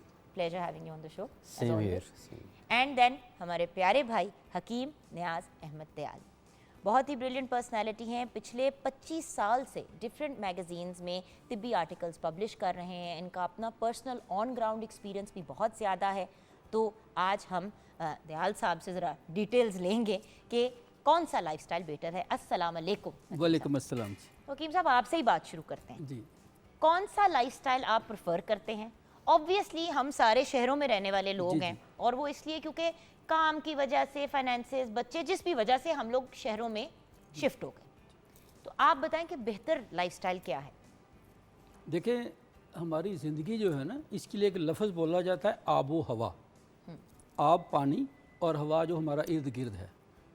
अगर हम आबो हवा को देखें तो देहातों में आबो हवा के अंदर एक शाइस्तगी भी है, तरोताज़गी भी है, लेकिन शहरों में आलूदगी बहुत है। वो हवा में भी आलूदगी और पानी में भी आलूदगी है। बिल्कुल। ज़्यादातर जो हमारे यहाँ अमराज हैं वो पानी की वजह से हैं, और बकिया जो अमराज हैं, रेस्पिरेटर जो सिस्टम है हमारा, वो सारे आपकी सांस लेने में जो हवा में ज़र्रात हैं, आलूदगी है। तो अगर हम ये कहें कि लाइफस्टाइल कौन सा अपनाएं, तो मेरा ख्याल है ये इंतखाब करना ज़रा मुश्किल है।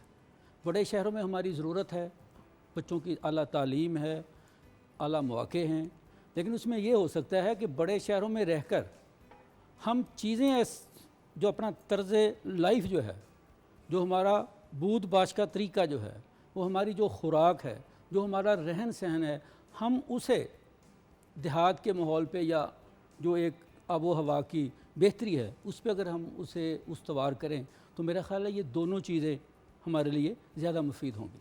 बिल्कुल सही कह रहे हैं आप हकीम साहब, बट वही वाली बात है ना कि एक कूलनेस की बात भी आ गई है ना। जी, ये चीज़ कूल है और वो चीज़ कूल नहीं है। कूल से मुराद ठंडा नहीं, कूल से मुराद लाइक यू नो, कूल हम उस चीज़ को कहते हैं जिसको हम बड़ा इंटरेस्टिंग या डिफरेंट या दूसरी चीज़ों से बेहतर समझते हैं।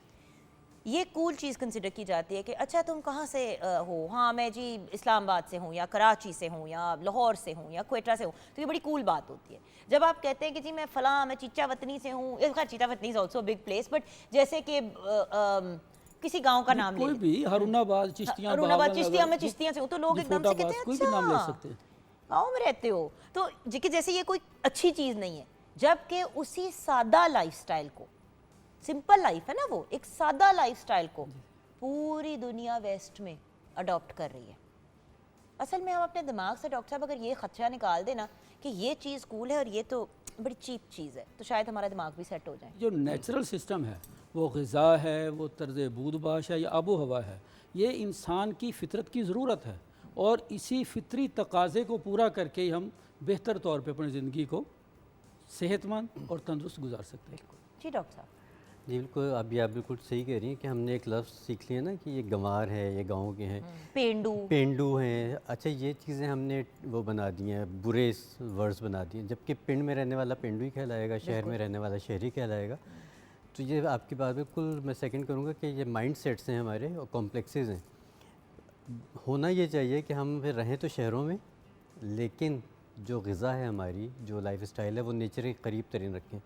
अभी एक नई रिसर्च हो रही है जो हमारे तो खैर बचपनों से थी, अब नई रिसर्च हो रही है कि आपकी बॉडी को अर्थिंग की ज़रूरत होती है, अर्थ करने की ज़रूरत होती है, और वो अर्थ आप उसी तरह कर सकते हैं जब आप मिट्टी के नंगे करीब होंगे। पाँव मिट्टी पे चलें या घास पे चलें। अच्छा, यहाँ पे मैं एक बात ज़रूर ऐड करना चाहूँगी डॉक्टर साहब, क्योंकि ये बात हमारे कुछ एक तो रिलेटिव्स हैं डिप्रेशन से गुजर रहे थे, उनकी फैमिली में डेथ हो गई करीबी छोटे बच्चे की, ये वो वटेवर।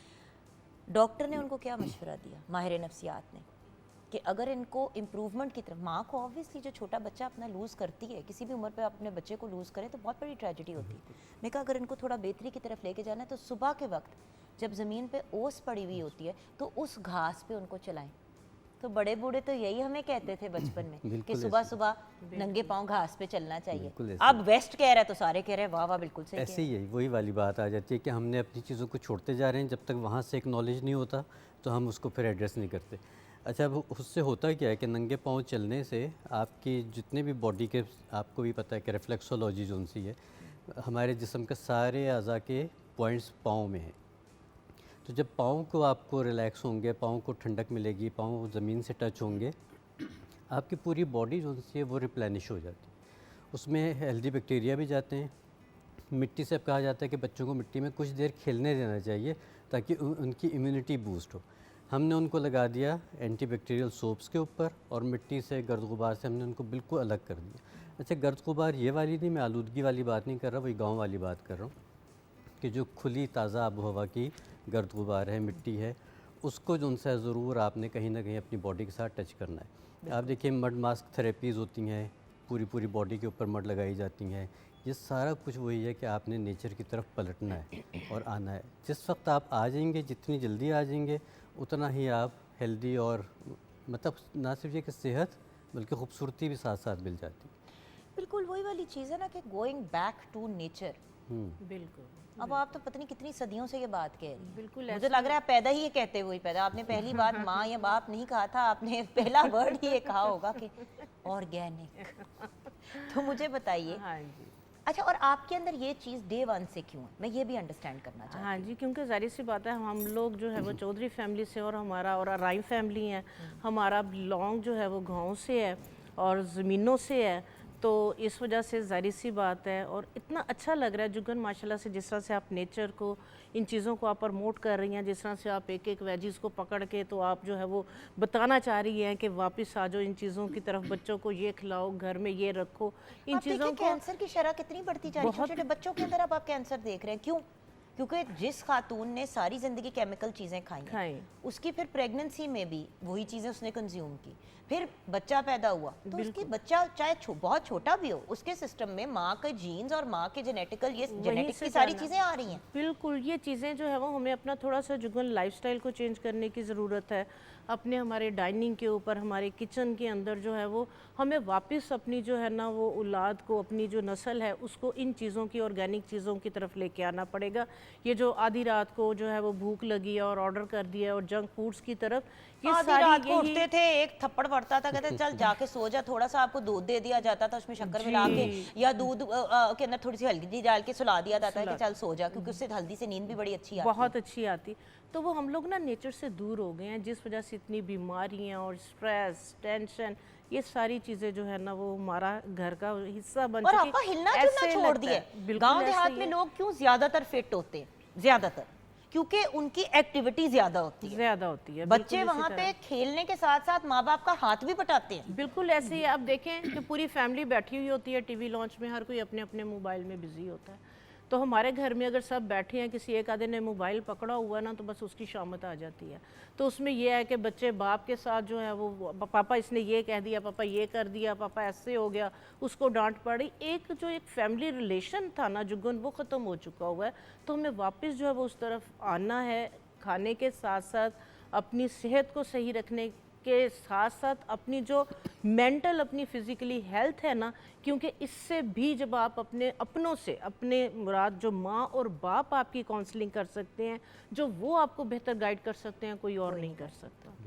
तो हमारी जो है ना वो जगह जो है ना इन मोबाइल्स ने और लैपटॉप्स ने और ये सोशल मीडिया ने ले ली। और बात ये कि ऑनलाइन सारे टिप्स दे भी रहे हैं और हाँ और ले भी रहे हैं, मतलब ऑनर दे रहे होते हैं। मैंने भी बड़ी दफ़ा टिप्स दी हैं भाई, मैं तो चले जो मुझे आपा ने बात कही या मुझे डॉक्टर फैसल ने कही या हकीम साहब ने कोई बात की, चलो मैंने भी अपनी किसी वीडियो में कही कि जी मुझे उन्होंने बताया। मैंने कभी भी अपने आप को हकीम या नेचुरोपैथ या कॉस्मेटोलॉजिस्ट नहीं कहा, क्योंकि मैं नहीं हूँ, मैं क्वालिफाइड नहीं हूँ उस एरिया में। हाँ, किसी की बात मैं आपको पास ऑन ज़रूर कर सकती हूँ। और एक और चीज़ जो मैंने सीखी है इन तीनों इंडिविजुअल से, उसके अलावा साइमा यूसुफ साहिबा हैं, देन वी हैव तबीबा मासूमा ज़हरा, ये सारे लोग जो हैं ये यही बात बार बार एक स्लोगन, एक आप सोचें कि जैसे हमने ये अपने दिमाग में फिट कर लिया बात कि भाई जितना नेचुरल की तरफ जा सकते हैं जाएं। प्रॉब्लम पता है क्या है, हम ऑनलाइन चीज़ देखते हैं, अच्छा जी फलां चीज़ को मिक्स कर इसको लगा ले, आपको बहुत बेहतरीन रिजल्ट मिलेगा। जो बंदा कह रहा होता है ना, वो अपनी खुराक और अपनी बाकी चीज़ों को भी बहुत अच्छे से लेके चल रहा होता है।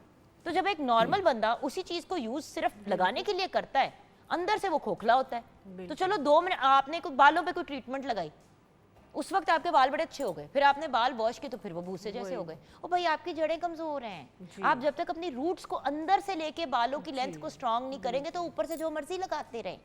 सो ये सब चीज़ें कॉम्बिनेशन में हैं, which is why good diet, अच्छी मयारी चीज़ें लगाने के लिए भी याद रखें, स्किन पे और बालों पे भी जो चीज़ लगाते हैं वो जिस्म में जज़ब होती है। बिल्कुल। तो अगर केमिकल जिस्म पे लगाएंगे और अच्छी खुराक मुंह से ले रहे होंगे तो खुद सोचें कि आपकी स्किन के थ्रू तो फिर भी केमिकल जा रहा है, बालों पे आप डाई लगा रहे हैं उसमें भी केमिकल है।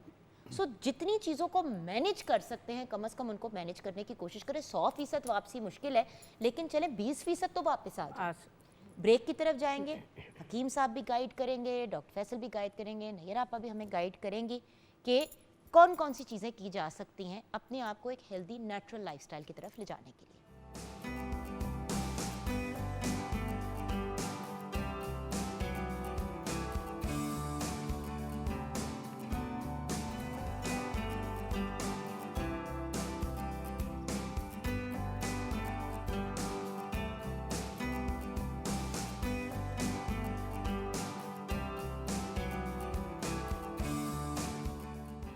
Welcome back from the break viewers. एक बहुत ही पॉपुलर चीज़ जो हर इंसान को पसंद है, बहुत से लोग प्रेगनेंसी के बाद उसे इस्तेमाल करते हैं, कुछ ड्यूरिंग प्रेगनेंसी एज वेल, लेकिन जो बड़ी आम चीज़ होती थी घरों में वो है पंजीरी।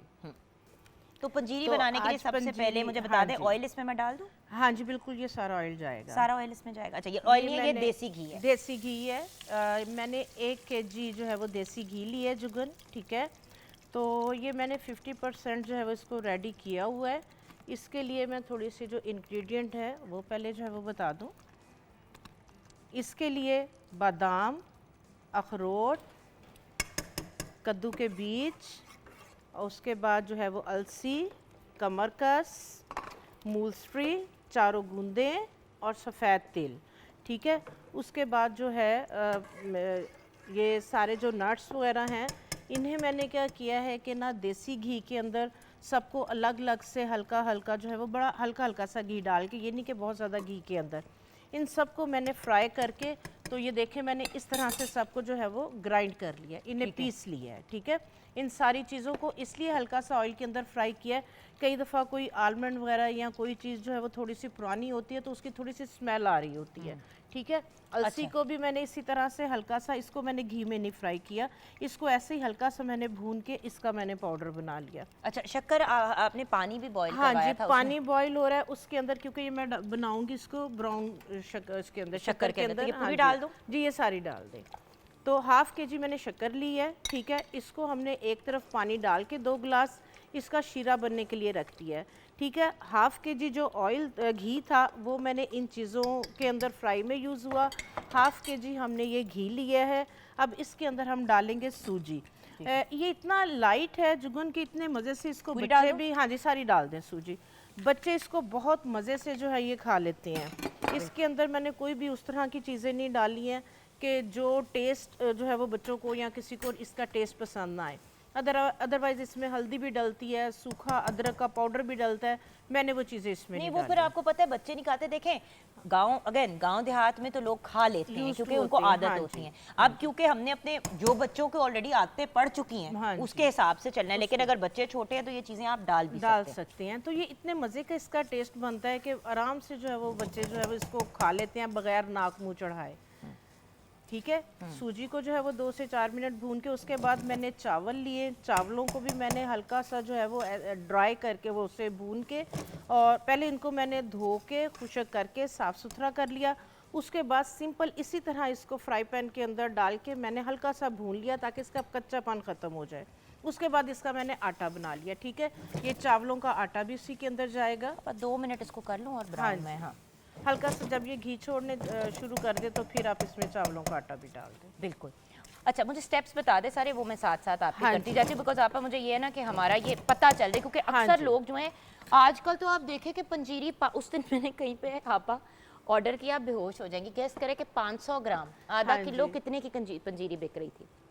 हाँ, काफ़ी एक्सपेंसिव कितने की होगी? आप मतलब आपके जहन में कुछ तो आ हाफ रहा के है? जी मेरा ख्याल है 3 या 4,000 तक। 5,500 Oh, रुपए no. की, 5,500 की। ये माशाल्लाह से हमारी तकरीबन जुगन इस टाइम 2 से 3 किलो बन रही है और इसके ऊपर मेरी कॉस्ट जो है वो तकरीबन 6,000 आई है टोटल। टोटल। देसी घी खालिस है, सब चीज़ें डाल के इतनी कॉस्ट आई है। बिल्कुल ठीक है, अब इसके अंदर ये देखें आप डाल चावल दूं? का आटा डाल दें। हाँ जी।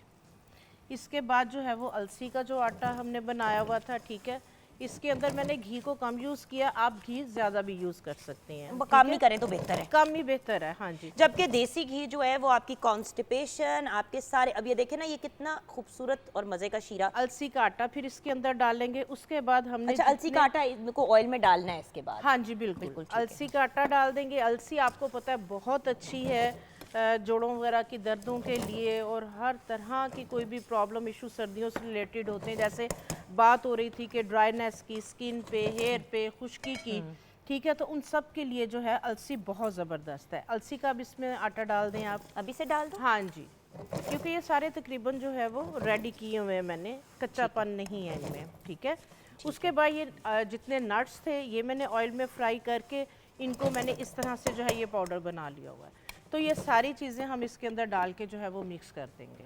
अच्छा अलसी हमने काफ़ी ज़्यादा डाल ली है। हाँ ठीक है ना, जी। इसके कितने हेल्थ बेनिफिट्स हाँ हैं। थैंक यू आपा। क्योंकि वैसे तो बच्चे हल्दी खाते, ये अलसी सॉरी खाते ही नहीं है। हाँ वो तो बहुत ही जेली हाँ टाइप जी। चीज़ बन जाती तो है। ये जुगन अगर बड़े नहीं one खाते day- तो आप बच्चों की बात बच्चे- कर रही हैं। अगेन बचपन में आदत पड़ी होती है तो शायद एक मुख्तलिफ बात होती है। तो सर्दियों के मौसम में जो 3 महीने का मौसम अच्छा है बाय ना, द वे एक कढ़ाई में बनाए तो बेहतर होता है। कढ़ाई खुली होनी चाहिए थी। हाँ जी, बर्तन थोड़ा सा क्योंकि माशाल्लाह क्वांटिटी ज़्यादा है। तो सर्दियों के अंदर सुबह में अगर 1 टेबल स्पून भी बच्चों को आप खिला देते हैं एक दूध के कप के साथ, गिलास के साथ नीम गर्म, तो ये जुगन हर तरह की जो है ना वो बच्चों की कोई भी सर्दियों से रिलेटेड प्रॉब्लम है, इश्यूज़ हैं, बुजुर्ग हैं, जोड़ों में दर्दें हो रही हैं, कमर में दर्द हो रही है, चले वीकनेस आपा ये है, अब आप कर चक्कर लें, मैं आ इसमें रहे डालना हैं। शुरू हाँ कर जी, देती ये हूँ। डाल। ये डाल दूँ आपा, इसको हाँ अब आप कर लें ज़रा। हुन मेरे कोलों नहीं हो रहा। अब जो है ये सारी ये वाले चीज़ें- नट्स हाँ भी जी, डालने ये भी डाल दोनों। आपा फिट कहाँ से आएगा सारा? बस हमें हो क्या गया। पता था कि आप करोड़ किलो बनाने लगे हैं। हाँ। अब ये हमारा चूल्हा ऑन शीरा- या ऑफ? चूल्हे को आप ऑफ कर दें, इसलिए कि ना लग रहा है कि ना थोड़ा सा क्योंकि जब हम इसे नीचे से- शीरा डालेंगे तो वो सेटल तो हो ही जाएगा। सेटल हो जाएगा। अब हम इसके अंदर देखिए जुगन इस तरह से ना शीरा डाल देंगे। ठीक है, आप शहद भी यूज़ कर सकते हैं, आप खजूरें लेके उनको मैश करके मीठे के लिए वो भी यूज़ कर सकते हैं, ठीक ये आपकी चॉइस है। सही है। तो आपा इससे वो फूल नहीं जाएगी सूजी और वो? ये जुगन मैं पिन्नियाँ बना रही हूँ। अच्छा ये पिन्नी- अगर आपने पिन्नियाँ नहीं बनानी तो आप इसी तरह इसके अंदर शक्कर डाल दें। ठीक है। फिर आपने शीरा नहीं बनाना। ठीक है। तो आप इसको अच्छी तरह से इस तरह से आप मिक्स अब please करके इसको mix कर लें जब वो। ये ठंडी हो जाएगी तो फिर हम इसके जो है वो पिन्नियाँ यानी कि हम इसके लड्डू बना लेंगे। बिल्कुल ठीक है। ठीक है, ये देखें। ठीक है, अच्छी तरह से सारा मिक्स करके ठंडी हो जाए, इसके लड्डू बना के आप रख लें। आप बच्चों को लंच बॉक्स में जो है वो दे सकती हैं इन्हें, और ये आपके 3-4 महीने बिल्कुल भी ख़राब नहीं होंगे। और खुले बर्तन में खुले व्यूअर्स बर्तन प्लीज, में। क्योंकि वो ये थोड़ी सी हमारे से मिस्टेक हो गई कि हमने जो है ना वो जरा बड़ी आप इन्हें बना के आप इन्हें अपनी फैमिली में गिफ्ट भी कर सकते हैं, सर्दियों की सौगात, सर्दियों का तोहफा, क्योंकि मुझे गाँव से ये सौगात आती है हमेशा। हर सर्दियों में और आप आती है। हमारे लिए भी हमेशा लाती हैं और हमेशा देती हैं, और वही वाली बात है ना। और आप ही बड़ी इनसे ताकत भी मिलती है। इसीलिए आदत हुई ना जुगन कि माँ बिजी भी होती थी मदर अगर हमारी, तो जब गाँव से आती थी हम खाते थे, तो फिर हर साल हमें वेट होता था कि सर्दियाँ आई हैं तो गाँव से पिन्नियाँ नहीं आई। तो जब अगर कभी गाँव से नहीं आई तो फिर माँ को कहा कि हमें बताएं, बना के दें। तो फिर जब हमारी मदर बनाती थी तो जाहिर सी बात है कि फिर हमें भी बनानी आ गई। बिल्कुल। तो अब जिस तरह मैं कल बना रही थी ये सारी चीज़ों को, मेरी बहू पास आके खड़ी होगी, मम्मा क्या कर रही, मैंने कहा ये बना रही हूँ, तो साथ वो भी मेरे साथ खड़ी होकर सारी उसने मेरे और साथ देखिए हेल्प ना, करवाई। जनरेशन टू जनरेशन फिर ऐसे ही लोग सीखते हैं ना हाँ कि जी। कौन सी चीज क्या और उसके क्या बेनिफिट्स। क्या बेनिफिट्स अब हम इसको कूल डाउन होने देंगे। हाँ जी। इसको आप वैसे अगर पैन में इसके भी अंदर निकाल लें। हाँ इसके जी। अंदर अब निकाल के, अब ये देखिए ना, ये एक कंबाइंड इसका एक वो बन गया है, हाँ जी। लाइक इट्स बिकम, मतलब एक सॉलिड फॉर्म में। अब जब आप इसको बनाने की कोशिश करेंगे, जब ये जरा ठंडा होगा, हाँ तो जी। उसकी शेप बड़ी अच्छी बन बहुत जाएगी। अच्छी आएगी। अच्छा, आप इनको स्टोर कितनी देर तक कर सकते हैं? हाँ जी, ये जुगन आप जो रूम टेम्परेचर पे आप आराम से 3-4 महीने इसको रख सकते हैं, ये ख़राब नहीं होते। ठीक है, ये देखिए ना, हाँ, ये- साल नहीं, उसमें यह है कि कई दफ़ा जो है वो अगर गर्मियाँ आ गई हैं, गर्मियों में आप फ्रिज में रख दें, लेकिन ये है कि उतनी बनाएं आपके जो महीने 2 महीने सर्दियों के अंदर अंदर आपकी आप यूज़ इसको हो जाए। कंज्यूम कर ले, क्योंकि जो हाँ आपने जी। फिर गर्मियों में या अदरवाइज हाँ पिनियां जी। खानी है, उनके अंदर फिर चीजें फर्क डलती वो हैं। बिल्कुल डिफरेंट होती है। Exactly. वो डिफरेंट होती है, वो मैं ये रेसिपी ज़रूर शेयर करना चाहूँगी जुगन। ये मैंने बना के मैंने सब बच्चों के बेडरूम में रखी ये हुई आपने है। मुझे नूर के लिए भी दिया था हाँ ऐसा जी। सूफा। तो इसके लिए सिंपल आपने क्या करना है, सफ़ेद तिल, बादाम, अखरोट, मखाने और सफ़ेद मूलसरी, सारी चीज़ें पाव पाव और सफ़ेद मूलसरी का पाउडर बना के जस्ट 1 टेबलस्पून, और इसमें मैंने मिश्री डाली हुई है। इसको आप ग्राइंड करके इस तरह से बॉक्स बना के आप सब बच्चों के जो है वो बेडरूम में रख दें। जहाँ कंप्यूटर पे काम कर रहे हैं वहाँ पे रख दें। थोड़ी सी भूख लगी, 1 चम्मच आप इसका खा लें। एग्जैक्टली। अच्छा, इसके साथ मैं एक और बात कहूँगी कि व्यूअर्स, अब देखें ना कि ये हमने एक बहुत आपको क्वांटिटी इसलिए दिखाई है कि आप इतनी बड़ी क्वांटिटी की तरह बड़ी देज की ले लें या खुली देज की ले लें और उसके अंदर आप बनाएं, तो आप आराम से वो जुगन, हाँ आराम से जी। ये पूरा जो आपका बड़े है वो देज बन की। जाएगा। और आप बाय द वे ये पिनिया बना के लोगों को गिफ्ट भी कर गिफ्ट सकते भी हैं। कर सकते हैं। हाँ जी, बिल्कुल। तो आइए आप हम जरा चलते हैं, और हकीम साहब, आप हमें क्या टिप्स देंगे, जो पहले वक्तों में चीज़ बहुत की जाती थी और अब नहीं होती? इस हवाले से जी एक बड़ा एक मशहूर वाक़या किसी एक दानिश्वर के हवाले से है कि जब उन्होंने अपनी 100 साला सालगिरह मनाई, तो लोगों ने पूछा कि जी आपकी इतनी तवील उम्री का राज क्या है? तो उन्होंने बताया कि जी मैं सर ठंडा रखता हूँ, पाँव गर्म रखता हूँ। अब लोगों के लिए बात हैरानकुन थी कि सर ठंडा और पाँव गर्म, तो लोगों ने सर को ठंडे पानी से धोना शुरू कर दिया आय हाय। और पाँव को वो आग का सेक देना शुरू कर दिया। लोग बीमार पड़ गए। तो लोग उस दानिश्वर के घर चले गए, भाई तुम्हारी इस बात से हम बीमार हो गए। उसने कहा भाई अकल के अंधो, मेरा मतलब ये नहीं था, मेरा मतलब ये था कि मैं दिमाग को हमेशा ठंडा रखता हूँ, मैं गुस्सा नहीं करता और पाँव को गर्म रखता मुझे हूँ। पहले बताना था सर, मैंने तो हमेशा मैं जिंदगी चलता- गुजार दी है गुस्सा हमेशा करते मैं हुए। चलता फिरता रहता हूँ, चलता फिरता रहता हूँ। अच्छा। आप जितना चलें फिरेंगे, अभी इन्होंने बात की कि पाँव में कुछ ख़ास पॉइंट होते हैं, तो हम लोग जितना चलते हैं, हमारी वो एक्टिवेट होते हैं। जितनी हम एक्टिव रहते हैं। देहातों में लोग सेहतमंद क्यों होते थे पहले? आज तो खैर आजकल तो देहातों में ये बीमारियां आम हो गई हैं। लोगों ने जो है क्योंकि ना, उन्होंने वेस्टर्न लाइफस्टाइल अडॉप्ट जी। कर लिया ना, और शहरों का लाइफस्टाइल अडॉप्ट कर दिया। अब वो आज- बच्चों को नाश्ते में मतलब जिस तरह लंच बॉक्स में स्कूल में बच्चों को दिया जाता था, गांव में हमेशा होता था कि पराठा और चार दे दिया या कोई चूरी बना दी, हाँ चूरी जी, बना दी, देसी इस तरह भेज दिया। अब बच्चे जो हैं वो चिप्स के पैकेट लेके जा रहे होते हैं और डब्बे वाले जूस, इवन गाँव में जिसपे दुख होता है। हर गली की नुक्कड़ पे आपको फास्ट फूड मिलेगा, देहातों में भी। तो ये जो चलना फिरना है, लोगों की जो सेहतमंदी है, जो ज़्यादा उम्र जिसे लंबी उम्र कहते हैं, उसका राज इसी में है कि हम अपने आप को एक्टिव रखें, अपने आप को कसरत में काम करें। पहले लोग चलते थे, आपके जिस्म को थोड़ी सी हरकत मिलती थी तो आपका पूरा सिस्टम इन ऑर्डर आ जाता था। अब ये है कि अब ऐसा नहीं है, जिस वजह से भी हमारी बीमारियां जो हैं, क्योंकि जब अंतड़ियाँ की जो हरकत होती हैं, जो अंतड़ियों के अंदर एक ख़ास किस्म के बैक्टीरियाज होते हैं, अगर वो एक्टिव नहीं होते तो आपको इजाबत नहीं होती। बिल्कुल और हम कब उसको उम्मुल अमराज कहते हैं। ठीक है, बिल्कुल सही है। तो होता क्या है, जब कब्ज़ ज़्यादा होती है, आपकी अंतड़ियों की हरकत प्रॉपर नहीं हो पाती, तो उनमें नाइट्रोजन गैसेस बढ़ना शुरू हो जाती हैं। फिर उसके बाद तबखीर आती है, तेज़ाबियत आती है, ये हम कहते हैं जी सर चकरा रहा है, या जी आँखों के आगे वो जो एक होता है ना जी, वो होते हैं झाके से पढ़ना पंजाबी में कहते हैं। ये सारी चीज़ें सिर्फ इस एक वजह से होती हैं कि हमने सहल पसंदी इख्तियार कर ली है। अच्छा, अब हम चीज़ें क्या क्या यूज़ कर सकते हैं अपनी ज़िंदगी को, अपने लाइफस्टाइल को बेहतर करने के लिए सर? कोई ऐसी टिप्स भी हमें बताएं ना कि भाई जैसे कि आपने कहा एक तो चहलकदमी करनी जी, है, जी। एक्टिव रहना है हमने, ठीक है, उसके अलावा हमने अपनी दिमाग को ज़रा ठंडा रखना है, जी जी। दिमाग भी ठंडा हो गया, हमने अपनी एक्टिविटी लेवल भी की। कोई ऐसी टिप्स जो गांव, जैसे कि हमने पंजीरी की बात की, पिनियों की बात की, थोड़ा मुझे गाइड करें कि और क्या क्या ऐसी चीज़ें हैं जो लोग अपनी normal day to day life में ऐड कर सकते हैं, क्योंकि आप हमेशा ऐसे, जैसे कि आपने एक मुझे ऑयल दिया था जोड़ों के लिए, उससे बड़ा फ़र्क पड़ा, और सर्दियों में ये भी बड़ा इशू होता है। इसके लिए जी देखें, सबसे जो हेल्दी बात है वो देसी घी। इसके बारे में कहा जाता है कि दूध वधावे बुध, घी वधावे खोपड़ी। दूध वधावे बुध, घी वधावे खोपड़ी। ठीक है। बुध कहते हैं अकल को, ठीक और है। खोपड़ी होती है दिमाग। देसी घी का एक सबसे बड़ा कमाल ये है कि ये हमारी दिमागी सलाहियतें जो हैं उनको परवान भी चढ़ाता है और उनको ये महफूज भी रखता है। बिल्कुल सही। और इससे क्या होगा, आपके जिस्म में तरावत भी रहेगी। जैसे कि हम जानते हैं कि ज़्यादा अमराज वो Lubrication खुश्की के जिसको कहते हैं। लुब्रिकेशन हमारे जिस्म ज़्यादा जो अमराज में वो खुश्की के हैं। सर बात एक बताऊं आपको इंटरेस्टिंग, मेरी एक फ्रेंड थी और शी वाज एक्सपेक्टिंग, उसको उसकी गायनेकोलॉजिस्ट ने क्या कहा, उसने कहा तुम हर रोज़ ना दूध में थोड़ा सा देसी घी लेके पी लिया करो, उसको पी लिया करो। तो उसने कहा वाई डॉक्टर साहिबा? उन्होंने कहा बिकॉज एक तो दूध की तुम्हें ज़रूरत है, दूसरी बात प्रेगनेंसी में कॉन्स्टिपेशन का बड़ा प्रॉब्लम होता है, और दवाइयाँ लेके उसको ठीक करने से 100 गुना बेहतर है कि पहले से ही ये देसी घी वाला टोटका करो। उसको पूरी प्रेगनेंसी में एक दफ़ा कब्ज़ का इशू नहीं हुआ, जबकि ख़वातीन चीख रही होती हैं। बिल्कुल ऐसे। सो वही वाली बात है ना, बॉडी को इंटरनली भी लुब्रिकेटेड रहना, दिमाग को भी अपने लुब्रिकेटेड जी रखना जी। है। दिमाग में खुश्की आएगी तो गुस्सा आता है, तपश आती है बंदे को ना। दिमाग को थोड़ा सा तर रहना चाहिए। मैं अपने दिमाग को देसी घी में डुबोने लगी हूँ ब्रेक के दौरान। जब हम ब्रेक से वापस आएंगे तो कुछ मेरा पारा वापस नॉर्मल हो चुका होगा। और डॉक्टर फैसल आप बहुत ज़्यादा मुस्कुरा रहे हैं, कुछ अभी आपसे भी हम काम कराते हैं, कुछ बहुत ज़्यादा खुशियाँ आ गई हैं आपकी ज़िंदगी में। ज़रा ब्रेक के बाद हम डॉक्टर फैसल को भी सेट करते हैं।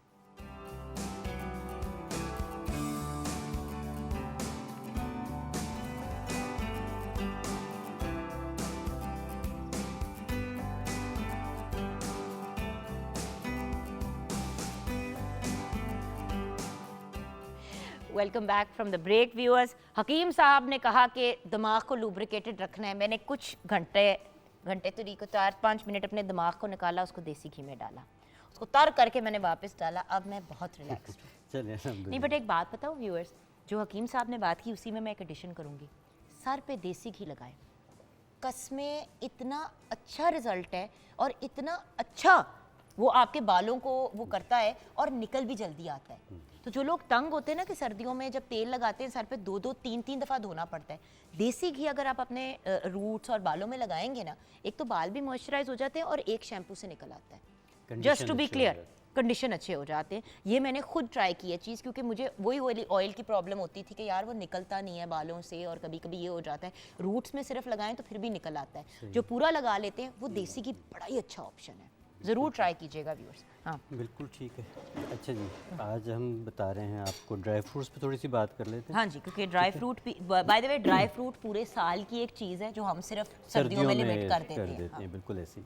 अच्छा, अब ड्राई फ्रूट्स और नट्स को भी हम मिक्स कर देते हैं, ये भी आपको पता है, हम सारा कुछ एक ही चीज़ में कर लेते हैं। ड्राई फ्रूट्स वो हैं जो फल हमने सुखाए हुए हैं, सूखे फल। हाँ। और नट्स वो हैं जैसे बादाम हो गया, अखरोट हो गया, काजू हो गया, ये सब nuts अच्छा, में लेकिन आप महंगे वाले तो नहीं लेके आए ना, क्योंकि हमने वो चीज़ें बतानी है जो अफोर्डेबल है। अफोर्डेबल। ठीक, ये देखिए अब क्योंकि बादाम अब चिलगोजों की बात करेंगे तो वो तो बंदा अपना 2-4-5 गुर्दे बेचे तो शायद फिर बिल्कुल हफ्ते के ले लें। 8,500 रुपए किलो है इस वक्त चिलगोजे। आप पता नहीं कहाँ से 8,500 के ले लें, मुझे 14,000 का किसी ने बताया। अब वही वाली बात है ना, बता दीजिए। हाँ बता दी, मैं आपका बताऊंगी उनको कि उनसे रब्ता करें वो 8,500 के, बट स्टिल मतलब इतनी बहुत सी महंगा। चीज़, खैर सेहत के लिए तो अच्छी ही है। अच्छा देखिए, रेजन्स एक कैटेगरी है जो किशमिशें जिसको हम कहते हैं, ठीक है, उसी में एक आता है मुनक्का। अच्छा। रेजन्स जो किशमिश है वो छोटी अंगूर का बनता है, और मुनक्का जो उनसा है वो बड़े अंगूरों का बनता है। बिल्कुल सही। ठीक है, तो मुनक्का जो उनसा है ना वो बेहतरीन चीज़ है, आपके ब्लड प्रेशर को भी ठीक करता है, आपके शुगर लेवल वालों के लिए भी ये बुरा नहीं है, ले सकते हैं। इसका पानी जो उनसा है वो पिया जा सकता है सुबह के टाइम पे, और इसका तरीका ये होता है कि इसको हमेशा भिगो के लेते हैं। अच्छा, ड्राई फ्रूट्स जितने भी हैं, चाहे वो अंजीर है चाहे वो किशमिश है, इनको बेहतर होता है कि भिगो के लिया जाए। ठीक है, वैसे तो नट्स को भी। लेकिन फ़र्क क्या होता है कि हम जैसे अब ये मैंने इंजीर भिगोई हुई है, उसका पानी भी पीना है इसका पानी भी क्योंकि पीना देखिए है। सारे न्यूट्रिएंट्स तो उसमें आ जाते हैं ना, बिल्कुल जो ऐसे। जैसे फाइबर वगैरह सारी चीजें तो उसमें रह जाती है। बट आप बिल्कुल। जब इसका, अक्सर लोग क्या कहते हैं रात को इंजीर भिगोते हैं तो वह इंजीर खा लेते, पानी नहीं पीते। बिल्कुल ऐसे। ओ भाई मीठा इतने मजे का होता है वो। और इसको जब भी भिगोएं तो धो के भिगो दें ताकि वो पानी आप पी सकें। ठीक है, तो 7 से 11 दाने आप मुनक्के के पी के पी सकते हैं और इसको आपने इसके बीज निकाल के खा भी सकते हैं। ठीक है, तो ये बेहतरीन आपकी चीज़ हो जाती है। एक नाश्ते का आपको बताता हूँ कि अगर आप ये नाश्ता कर लेते हैं तो आपको पूरे दिन के हेल्दी न्यूट्रिएंट्स मिल जाते हैं। उसमें 3 दाने आपने लेनी है इंजीर भीगी हुई, 7 दाने किशमिश ले लें या मुनक्का ले लें। इनको आपने बाद में खाना है, पहले आपने खाने हैं बादाम और अखरोट।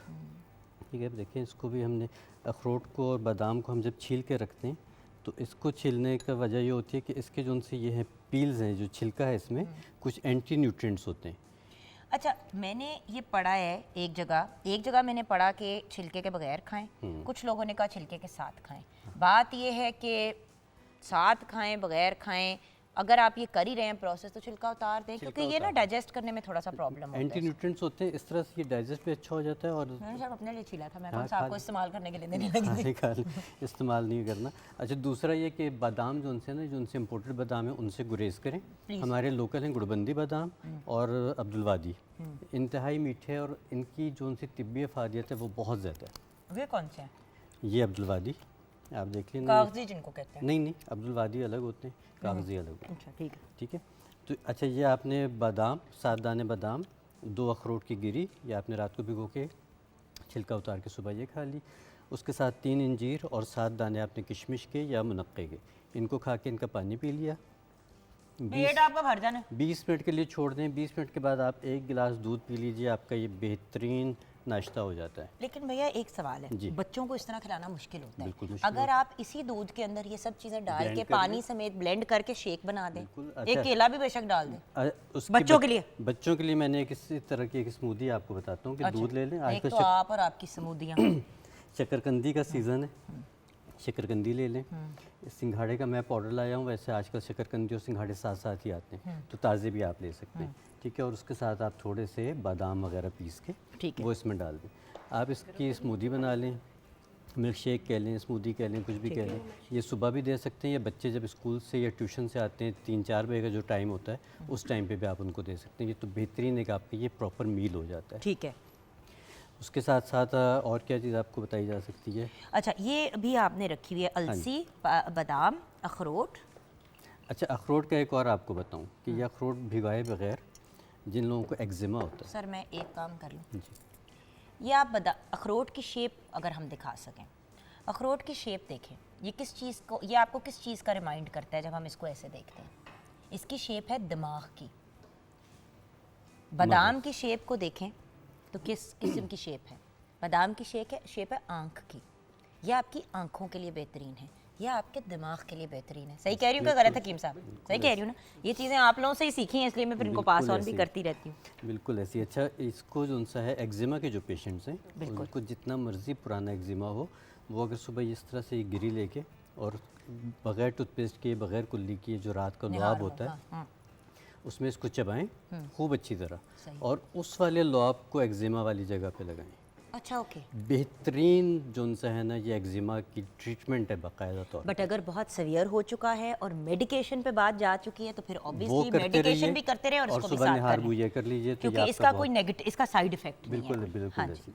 अच्छा, अभी आपने बात, अंडा क्यों रखा है हमने? जी अंडा एक हैंड, हाथों और पाँव के लिए एक चीज़ बताऊंगा आपको। अच्छा, अभी मैं आप बात कर रही थी कि ये बादाम जो उनसी है उसकी शक्ल का है, तो इसमें अगर आप देखें कि आप सुबह निहार मुँह एक बादाम और उसके साथ, एक बादाम से हमारा क्या नहीं बनेगा? मतलब एक के साथ एक, 7 दाने करने हमने। अच्छा ठीक, एक बादाम और एक काली मिर्च, ठीक है। इसको आपने चबा चबा के खाना है। इस तरह से आपने 7 बादाम और 7 काली मिर्चें खानी है। ठीक है। वो जिन, इसको देखें कि बादाम वाइट है, उसके ऊपर ये बिल्कुल डेले की तरह हो जाता है, तो ये आइस के लिए बहुत ही बेहतरीन है। जिन बच्चों की आई साइट वीक होती है उनके लिए तो यकसीर का दर्जा रखता है। और बात ये कि कम से बादाम और उसके साथ जब साथ ले लेते हैं तो एटलीस्ट उसका टेस्ट जो है वो ठीक हो जाता है। ठीक हो जाता है और काली मिर्च इतनी तेज़ नहीं लगती बादाम की मिठास के और साथ। इसका बेहतरीन तरीका ये है कि इस तरह करके बादाम पकड़ा, क्योंकि बच्चे तो काबू सैंडविच आते बना नहीं है। ये आपने इसके अंदर डाल के ना इसको एंज करके बंद कर दिया और बच्चे के मुंह में डाल दिया, उसको पता नहीं चलेगा। बिल्कुल ठीक हो ठीक है, गया। हाँ जी। अच्छा, अब एक हैंड पैक आपको बता देते हैं कि सर्दियों के इस मौसम में काफ़ी हाथ पांव ख़राब हुए होते हैं। तो अंडे की हमने सिर्फ लेनी है जर्दी, ठीक है, और इसमें हमने लेना है बादाम का पाउडर, ठीक है। साथ थोड़ा से अलसी पिसी हुई जोन सी है वो डाल सकते हैं, या पूरे उसके दाने भी डाल पूरे सकते दाने भी डाल सकते हैं। पिसी हुई होगी तो वो ज़रा स्क्रबिंग का एक्शन दे देगी। और साथ हमने क्या करना है कि ये है अखरोट के छिलकों का पाउडर, हैं। हाँ, जैसे बेहतरीन स्क्रब होता है। बेहतरीन सा स्क्रब हो जाता है। ठीक है, तो ये इसमें हमने डाल दिया। हाँ जी।